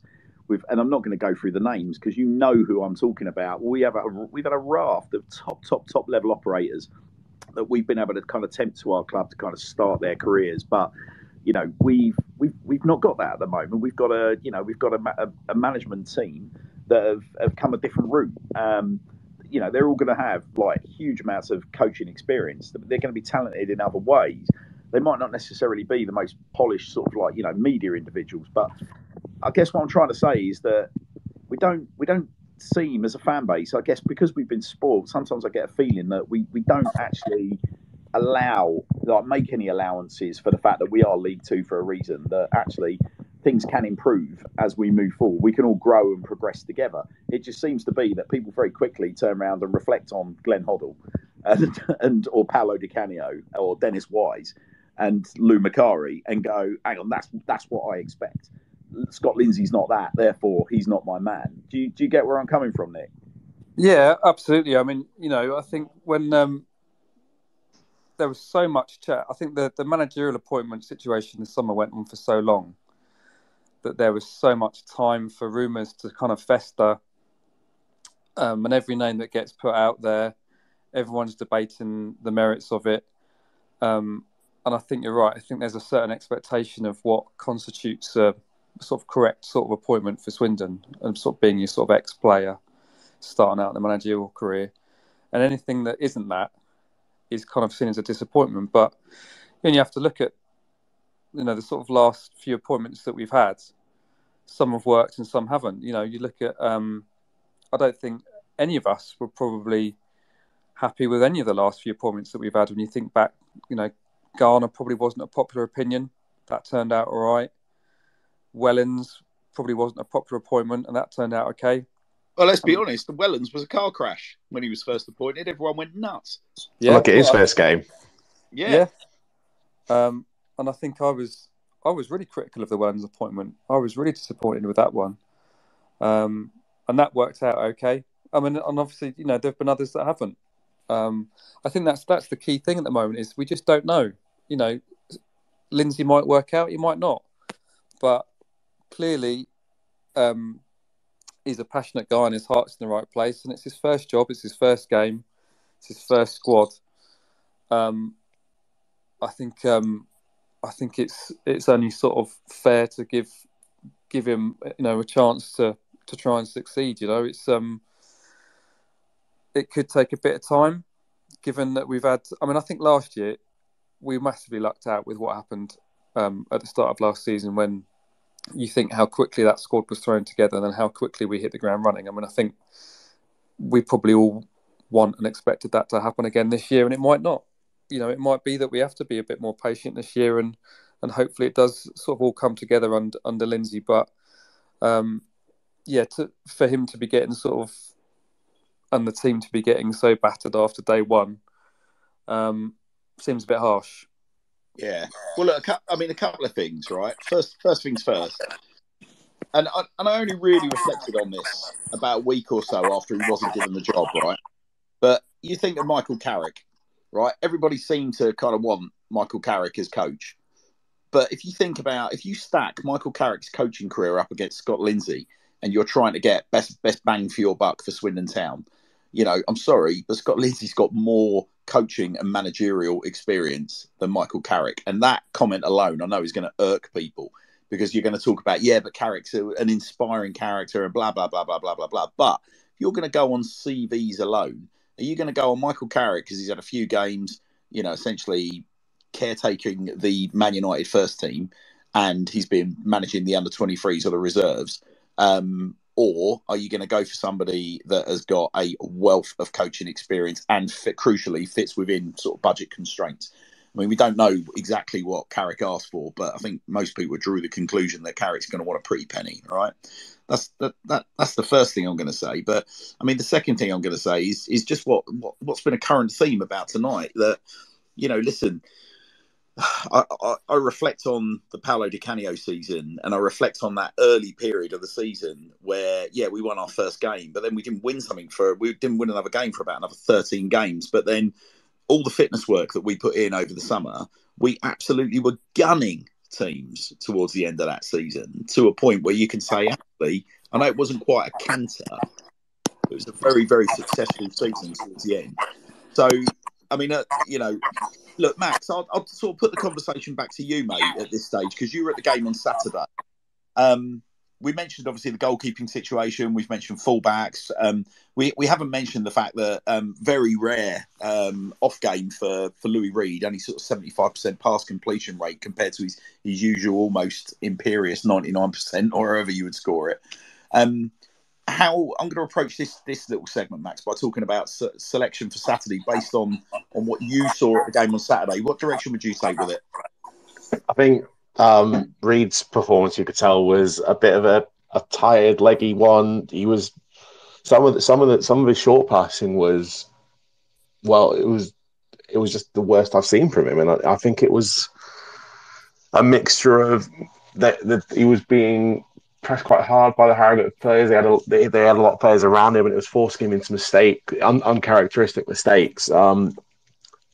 Whilst he wasn't the best there, I think a big problem was between Gladwin and Williams. I think them two leave us quite exposed in midfield if they're both playing. Gladwin had a good game. Hang on, and Max, go on. Reedy, sorry to butt in, mate, but I feel it's important that we talk about Reedy, because obviously at the open training session, Reedy was sat by the pitch side with 2 compression boots on. Which sort of suggests on Saturday that maybe all wasn't quite well, and he was sort of playing with an issue of some description. So I think first things first. But I'll tell you what was interesting as well. You also touched on the fact that, you know, there were people literally on top of him. I noticed against both Woking and Cardiff that both of those sides had set up to be literally on Louis Reed's touch. Like, as soon as he literally was getting his first touch in, he was essentially being man-marked. So like I said, I only saw the highlights for Saturday. I didn't get to the game, but you're saying it was much of the same. Yeah, definitely. It was a mixture of him being nullified, and then the problem was when he did have the space and the chances, he misplaced it. Mm-hmm. I think if there's anyone in sorry, this squad that could have a day off, though, it probably is Reedy. Like, just Well, that's like I say, it's the first time I've seen him have a poor game. Like, it's the yeah, first the time guy. I can look at him and say, yeah, he was poor. Like, I don't think you could say that at all for any game he played last season, really. No, he'd probably say the same himself, wouldn't he? We know that he holds himself to really, really high standards, and I don't think there's anyone in the squad that probably. I'm not saying anyone deserves to have a day off, but you can let him off because he'll be back, and we all know that he'll be back. Yeah, Oh, well, and I don't think it was a case of. right. I don't think it was a case of it was Reed's fault. I think that no one really had good games, to be honest. I'm glad we had a good first half, but other than that, there wasn't really a notable performance within the whole squad, to be honest. Well, look, here's a question for you, Max. And people have been posing it again on the socials this week. And I don't want this to sound like a big Debbie Downer session, but just there's been a lot of very, very lazy comments being bounded around this week without a lot of kind of, it's all been a bit vague without a lot of substance behind it. But obviously, people have been saying that Williams and Gladwin together, like, that's just not workable. Well, no, I'm not being funny, but you've got two very, very experienced, very accomplished midfield operators there. But you touched on them before I so rudely cut you off. What was your take on Saturday? If it wasn't working, why wasn't it working, Max, in your view? I think it's just because they're both very forward-minded. I think there was a significant gap between the strikers and the midfield. And you notice that especially because, again, I don't think the strikers were the problem. For me, especially in the second half, the strikers were completely isolated and there wasn't much they could do. They had a lot of good looks in the first half. Harry had a couple of chances in the first half and we could have easily gone a goal up. But I think, especially as the game progressed, the gap between midfield and the strikers just seemed to get bigger and bigger. And I think that's what led to a lot of the misplaced passes and the fact we were, for the third goal, we were caught sat deep. The first goal was from a corner. It was a bit of a mess. I'm guessing the next one we might go on to is the goalkeeper situation. Yeah. Because whilst he could have done better with the third goal, but then he was left with a decision to make to have to rush out. So I can't attribute a massive amount of blame to him. Maybe I think if Ward had been in goal, I don't think the result would have been different. Maybe it would have been 2-0 rather than 3-0. Maybe he would have got out to that ball for the third goal better, but I don't think the goalkeeper was a massive issue. His delivery was not super noticeable. I know a few people have mentioned about command of area, which is understandable for a young goalkeeper coming in. But I mean, I suppose once he starts to develop with his back five, I think that will come with time. Especially we talked about McDonald being fresh through the door, right? Yeah. Well, listen, Max. I mean, I'll offer you an opinion on Sol Bryn. I mean, I saw him on a couple of occasions pre-season, and I thought Sol Bryn actually looks very, very, very capable. Right, there's no doubt we've got a very talented young goalkeeper there. I think it's a shame that he didn't, he didn't look at his most assured against Cardiff in front of obviously giving our fans the first glimpse of him at the county ground. And then obviously he was part of a fairly sort of disjointed, dysfunctional performance from the lads on Saturday. So I think just to go back to what Frenchy was saying earlier, I think we sort of owe it to Sol Bryn to give him a little bit of, give him a bit of space. Remember, he's young, and I think the problem that you've got is obviously Wardy is a very, very, very popular figure at the county ground. He's a very imposing figure behind the behind the defensive line, and when Wardy, I think Frenchy was being very polite to Jojo. Jojo's an outstanding goalkeeper, make no mistake about it, but I absolutely have no doubts one of the reasons why we were so positive in that final sort of like 10 or so games of the season was that Wardy was just a huge commanding presence, taking pressure off of both, Baudry and Conroy, coming for crosses, commanding his box. And I think, it's a little bit like, well, he hasn't put a foot wrong. But I think if you stack up their two records in pre-season side by side, Sol Bryn's probably involved in more successful team performances. Therefore, it was probably a marginal decision, and he got the nod. Would you though, Max? Here's the question: based on Saturday and the manager's point about the goalkeepers, I want two number ones, and I want them both scrapping for that shirt. who do you think should be wearing the shirt at the county ground on Saturday? It's horrid on Bryn, but I think you've got to maybe go with Ward and see if you can just solidify it a bit. I think the problem with selecting Bryn was that everything that could have gone wrong for him basically went wrong, other than he didn't make a howler. But the problem is, as soon as he was in the team, the magnifying glass was on him. All the discussion that was, why is he starting? Why is he starting? People were chanting for Woody in the warm-up. And I think it just puts Bryn on a hiding to nothing unless he put out a spectacular 12 save performance or something ridiculous like that. I think it was a heavy weight to put on him. And that's why I don't lay blame on him personally, because it's a young goalkeeper making their Football League debut. Like, yeah, I think he was putting on hiding to nothing. But I think you've got to go with your best team, and I think that's where you probably bring Ward back in, and you give Bryn the Carling Cup game on the Tuesday night away at Walsall, and then go from there. Well, there was also one of the other sort of debates was the wing-back positions, where obviously we had Tyree Shade playing on the right-hand side, Romeo Hutton playing on the left-hand side, and it seems increasingly obvious to Town fans that Romeo Hutton is obviously a predominantly right-footed wing-back playing on the left. And again, I wasn't at the game, Max, so you tell me, but the feedback that I was getting was that he didn't look his most comfortable. What was your take on it?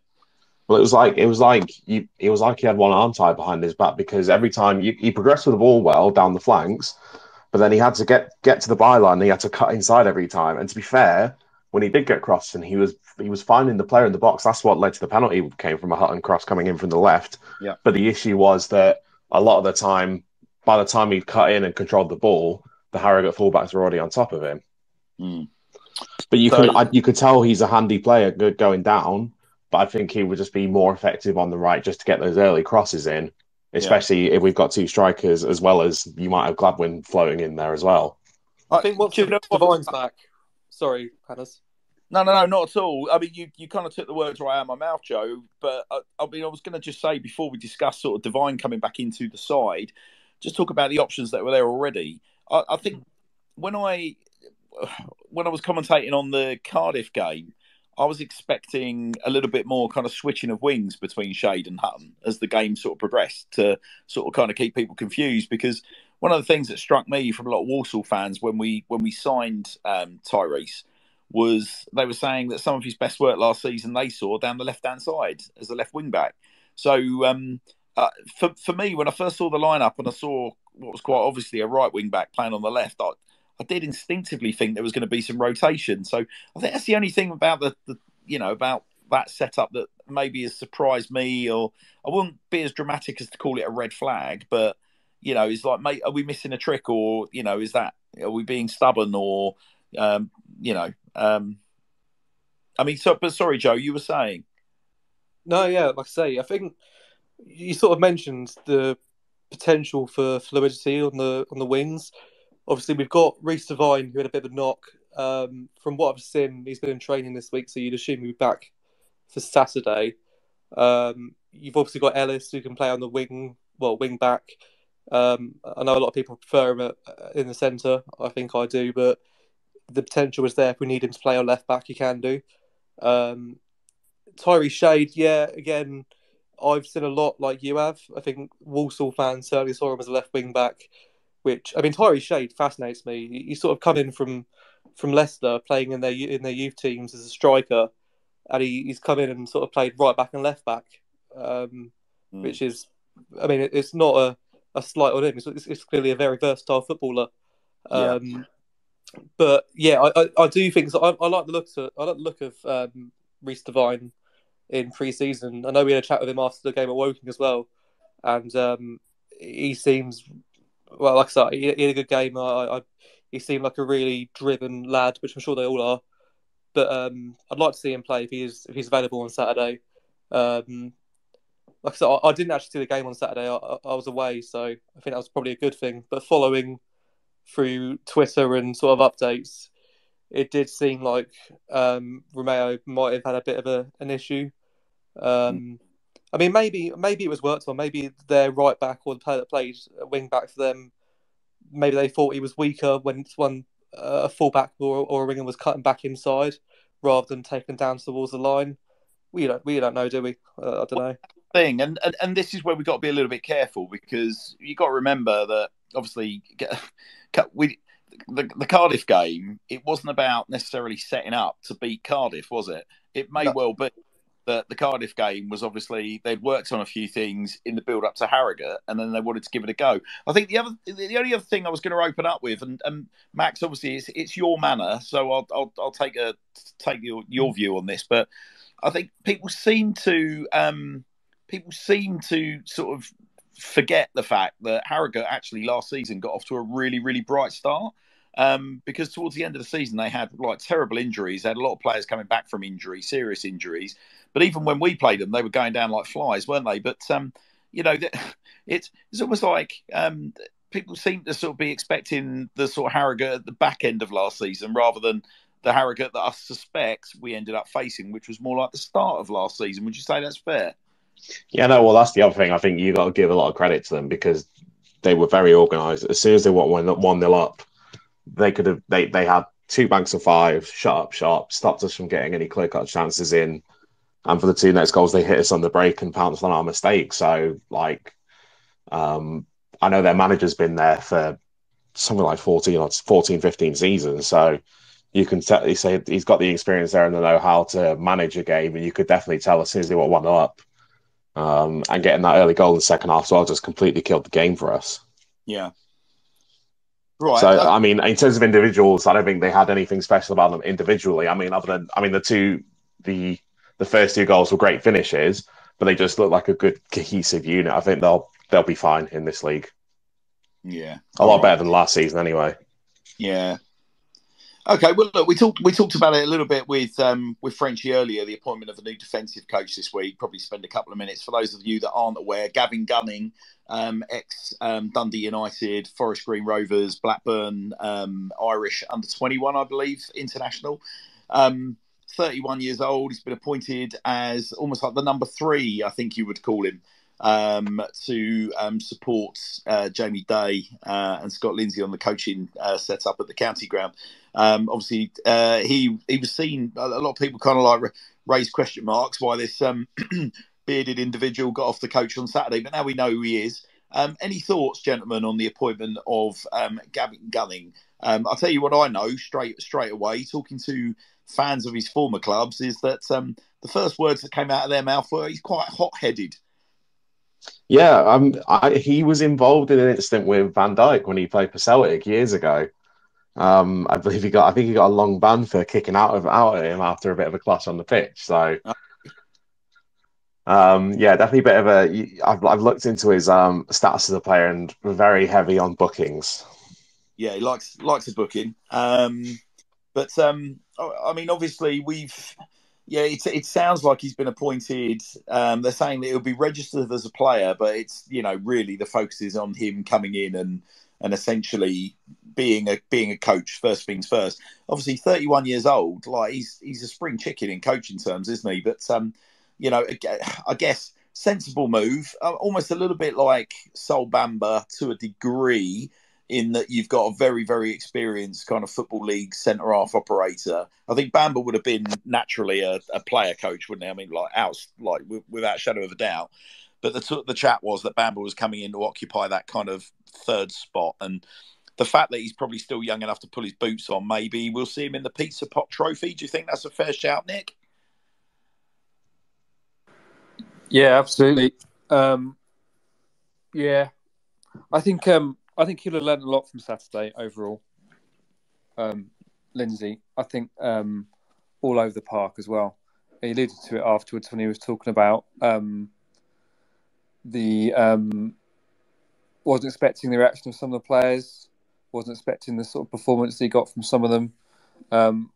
So I think as disappointing as Saturday was, and for all the reasons that we've just discussed there, I think he'll have learned quite a lot from that, hopefully. And I wonder whether his sort of approach will shift for that game on Saturday. I don't know, or he'll try and persist with things. But getting having a new coach on board, having just shipped 3 goals on a Saturday, and now we've got a new defensive coach on board. I mean, no one's going to argue with having an extra sort of pair of hands to try and deal with that defensive frailty, are they? So, no, do we know much about? I mean, like Max was saying, Nick, talking about Gavin Gunning. Like, obviously, he likes a yellow. His playing career, he's been known for a yellow card. He's been involved in a little bit of controversy with some sort of high-profile players, such as Virgil van Dijk. He's played for some big clubs, hasn't he? I think first and foremost, he's got an extensive, very huge list of clubs that he's played for. And like I was saying, at 31 years old, I think he gives us an option to probably play as a senior figure in things like, for example, the Pizza Pot Trophy.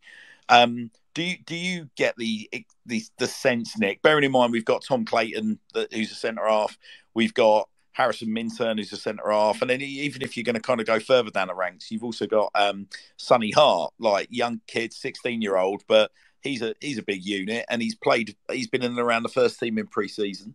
Would you play Gavin Gunning ahead of any of those lads, or in the Pizza Pot Trophy, or do you think it would be a little bit like when we had Mildy on the bench? Yeah, I'm looking at this as purely from a coaching perspective. I mean, the fact that he could probably do a job if we were really short in one of the other competitions is probably maybe a bit of a bonus. But to me, it's not even an option that he starts the league game. I'm thinking of him purely from a coaching capacity, and in the sense of having someone that can properly work on the back line, which was a frailty of ours last season. Yeah.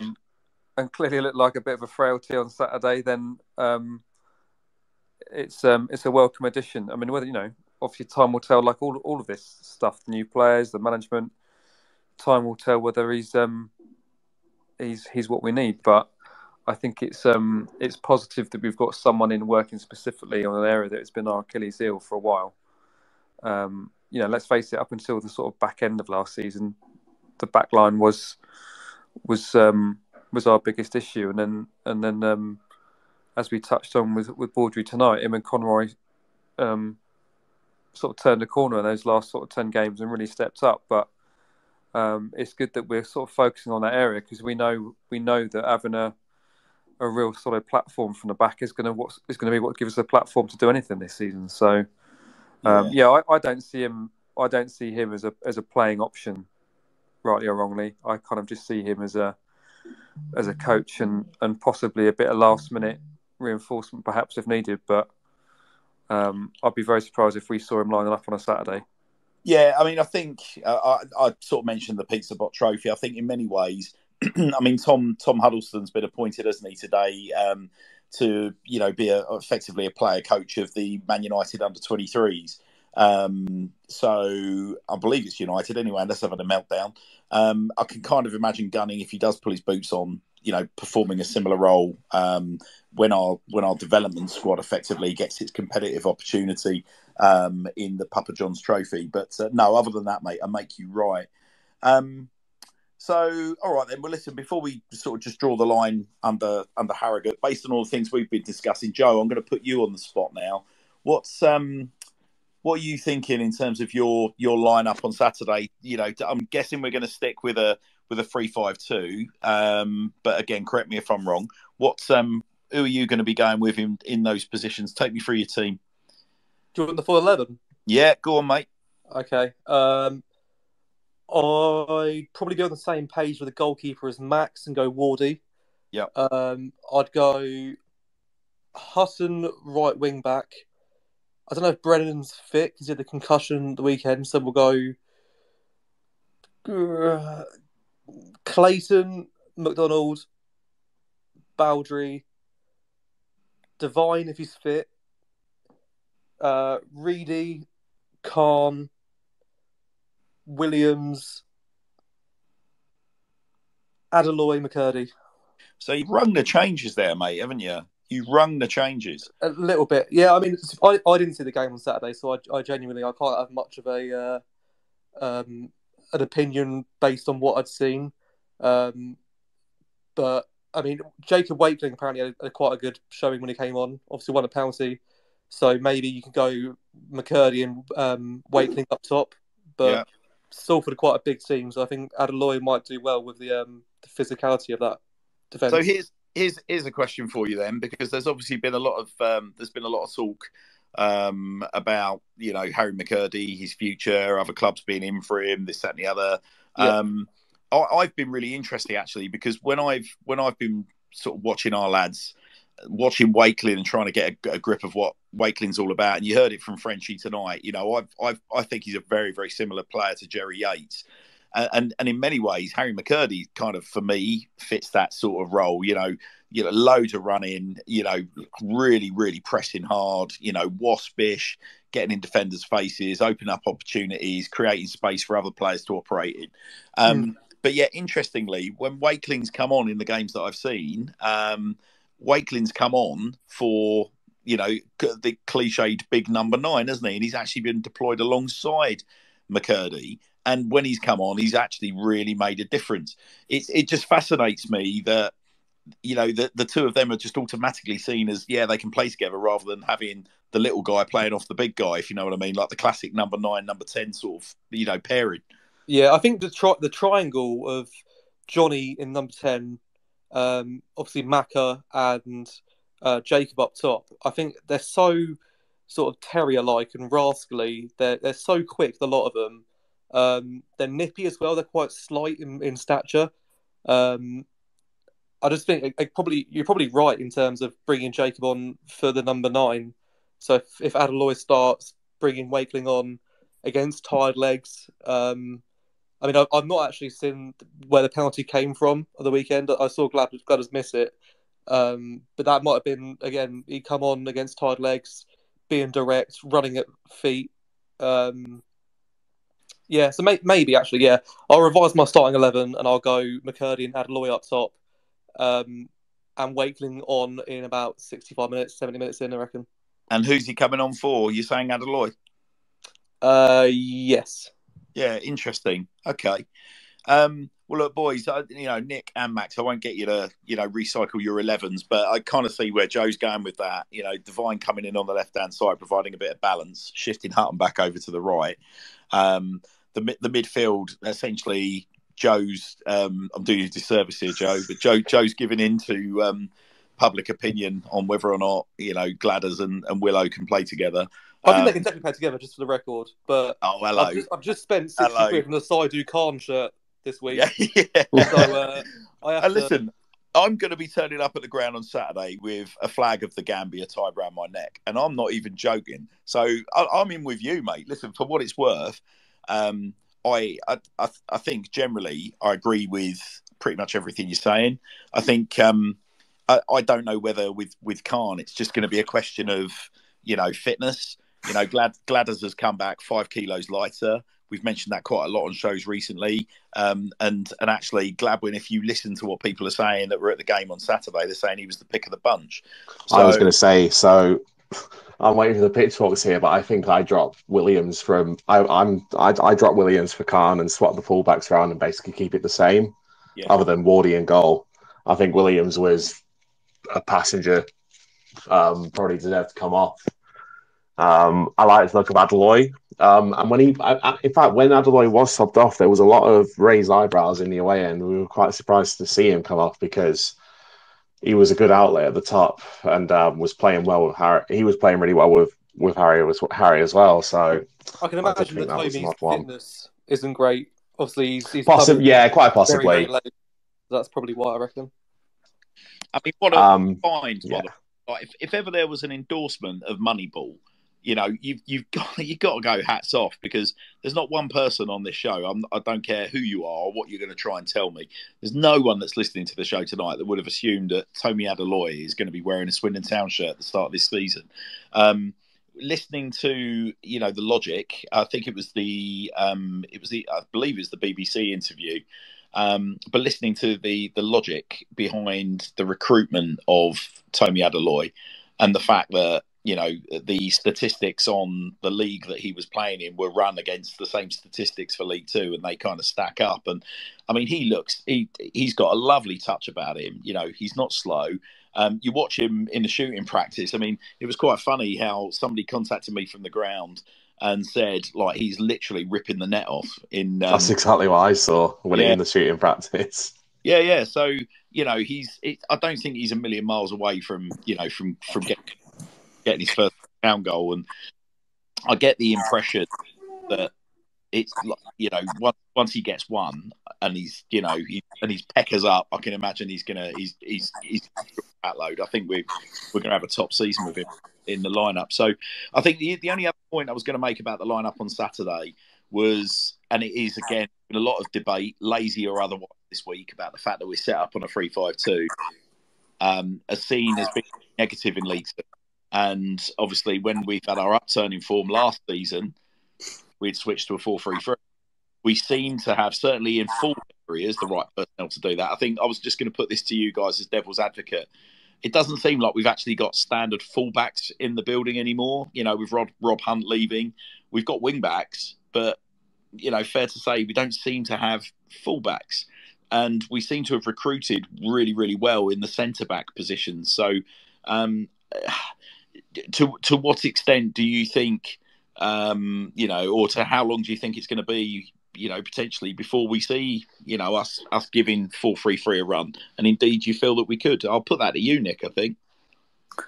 I think we'll find out before the half-time break on Saturday, to be honest with you. And I think if things have gone south pretty quickly in the first half on Saturday, then I think he could be in line to give it a switch. But I'm pretty much with Max there on that starting lineup there. I don't think it's going to require wholesale changes, but I'm happier switching the fullbacks around, and I would like to see a bit more Khan, perhaps instead of Williams. I think that might be where he tweaks it. But it'd be interesting to see how that playing with a back three at home works out. And obviously, as we know from Salford, they're going to be big lumps and on the counter as well. So, I think he'll be. I think he'll persist with it, but I think he'll change it pretty quickly if it's not working. Or I'd like to think he will anyway. I think that's the key, isn't it? You know, if he's clearly got things in mind. What I think is important is that he adapts to things if they're not working. That was always the criticism of Garner, is that Garner sort of had one plan and wasn't necessarily the quickest to change it or even have one if it wasn't working. And I think if Lindsey's got some things in mind, obviously clearly it didn't work on Saturday. If he's got the ability to switch it around and they've worked on a plan B, but I guess again that'd be where the defensive coach comes in. You know, hopefully he'll be working on formations and styles of play and getting the ball forward with a 3 and a 4. Yeah. You'd like to think, but it'd just be nice to know that we've got the option to switch from one to the other if it's not working. Yeah. All right, I'll make you right. Well, listen, we, you know, for those of you that aren't aware, this Tom Broadbent Lounge is going to be broadcasting live from the Legends Lounge pre-match on Saturday, where I'm going to be joined by some wonderful, wonderful, wonderful guests. You can look forward to Steve Fife from the Fools Rush In podcast is going to be joining me, the vlogcast rather. I've got Vic Morgan joining us. We're going to be speaking to Club Secretary Ray Murphy. And we've also got, who am I forgetting? We've got the wonderful Gabs, one of our Sir Tom Broadbent Lounge regulars. And we've got Alex as well. Yes, indeed. And we've got Alex as well joining us from STFC Trust. Thank you. I'm just a little tired. Don't mind telling you. No offence intended, Alex. So Alex Pollock from STFC Trust is going to be coming on, giving us an update. Now, one of the reasons why Alex joining us on Saturday is going to be particularly interesting. Boys, just get a little bit of feedback on your mics at the moment because someone might mute theirs, whoever's feeding back. Sorry, to get back to the point, some huge news has broken in the last sort of 24 hours concerning, obviously, matters off the field for Swindon Town. And I'm going to do my best to paraphrase Ryan Evans from the Swindon Advertisers feature that he's published, his 2nd of August feature. And it says, an attempt to have the company which controls Swindon Town Football Club wound up should be dismissed, a judge has said. Indeed, Deputy Insolvency Judge Stephen Baster has ruled that the debt owed to American company AC Sports Wiltshire, as we know them as ABLE, is capable of being disputed on the grounds that they are not fanciful, but of sufficient substance to warrant dismissing the petition. The article goes on to talk about essentially it being a win for the club. I'm no legal eagle, but I'll try my best to explain how, and we can talk about this just after. So essentially, the club have successfully argued that a winding up petition was not suitable for this dispute. So far, so good. All seems to be sort of progressing quite nicely. And then what we learn is that a company known as Centreplate have stepped in from stage left and asked to be substituted in after Abel's claim seems to have been pushed away. So Centreplate, as far as I am aware, and unless anyone can tell me differently, appear to be some form of hospitality catering company, and are claiming that they are owed in the region of, I believe, it's certainly a six-figure fee, which the club are disputing. But the club appear to be saying, well, no, we do owe them some money, but they're disputing the larger amount. I guess, Max, I'll sort of come to you first. Again, like listen, we're not legal experts here, but certainly what it does seem to suggest, Max, obviously I think most Swindon fans just became very familiar with Able, or Able as a company being sort of one of our big debtors. So it's kind of good news in that it would seem that at least one of the hurdles has been dismissed, but a little bit of a surprise that another company's come out sort of saying that we owe them major money. Yeah, it doesn't surprise you, does it? There's going to be others coming in from unpaid bills, and yeah, you'd think that must be back to when we switched to that catering company under when it was still Dred McCrory, I think was when that all changed over. So I'd imagine it's along those lines. It's just another.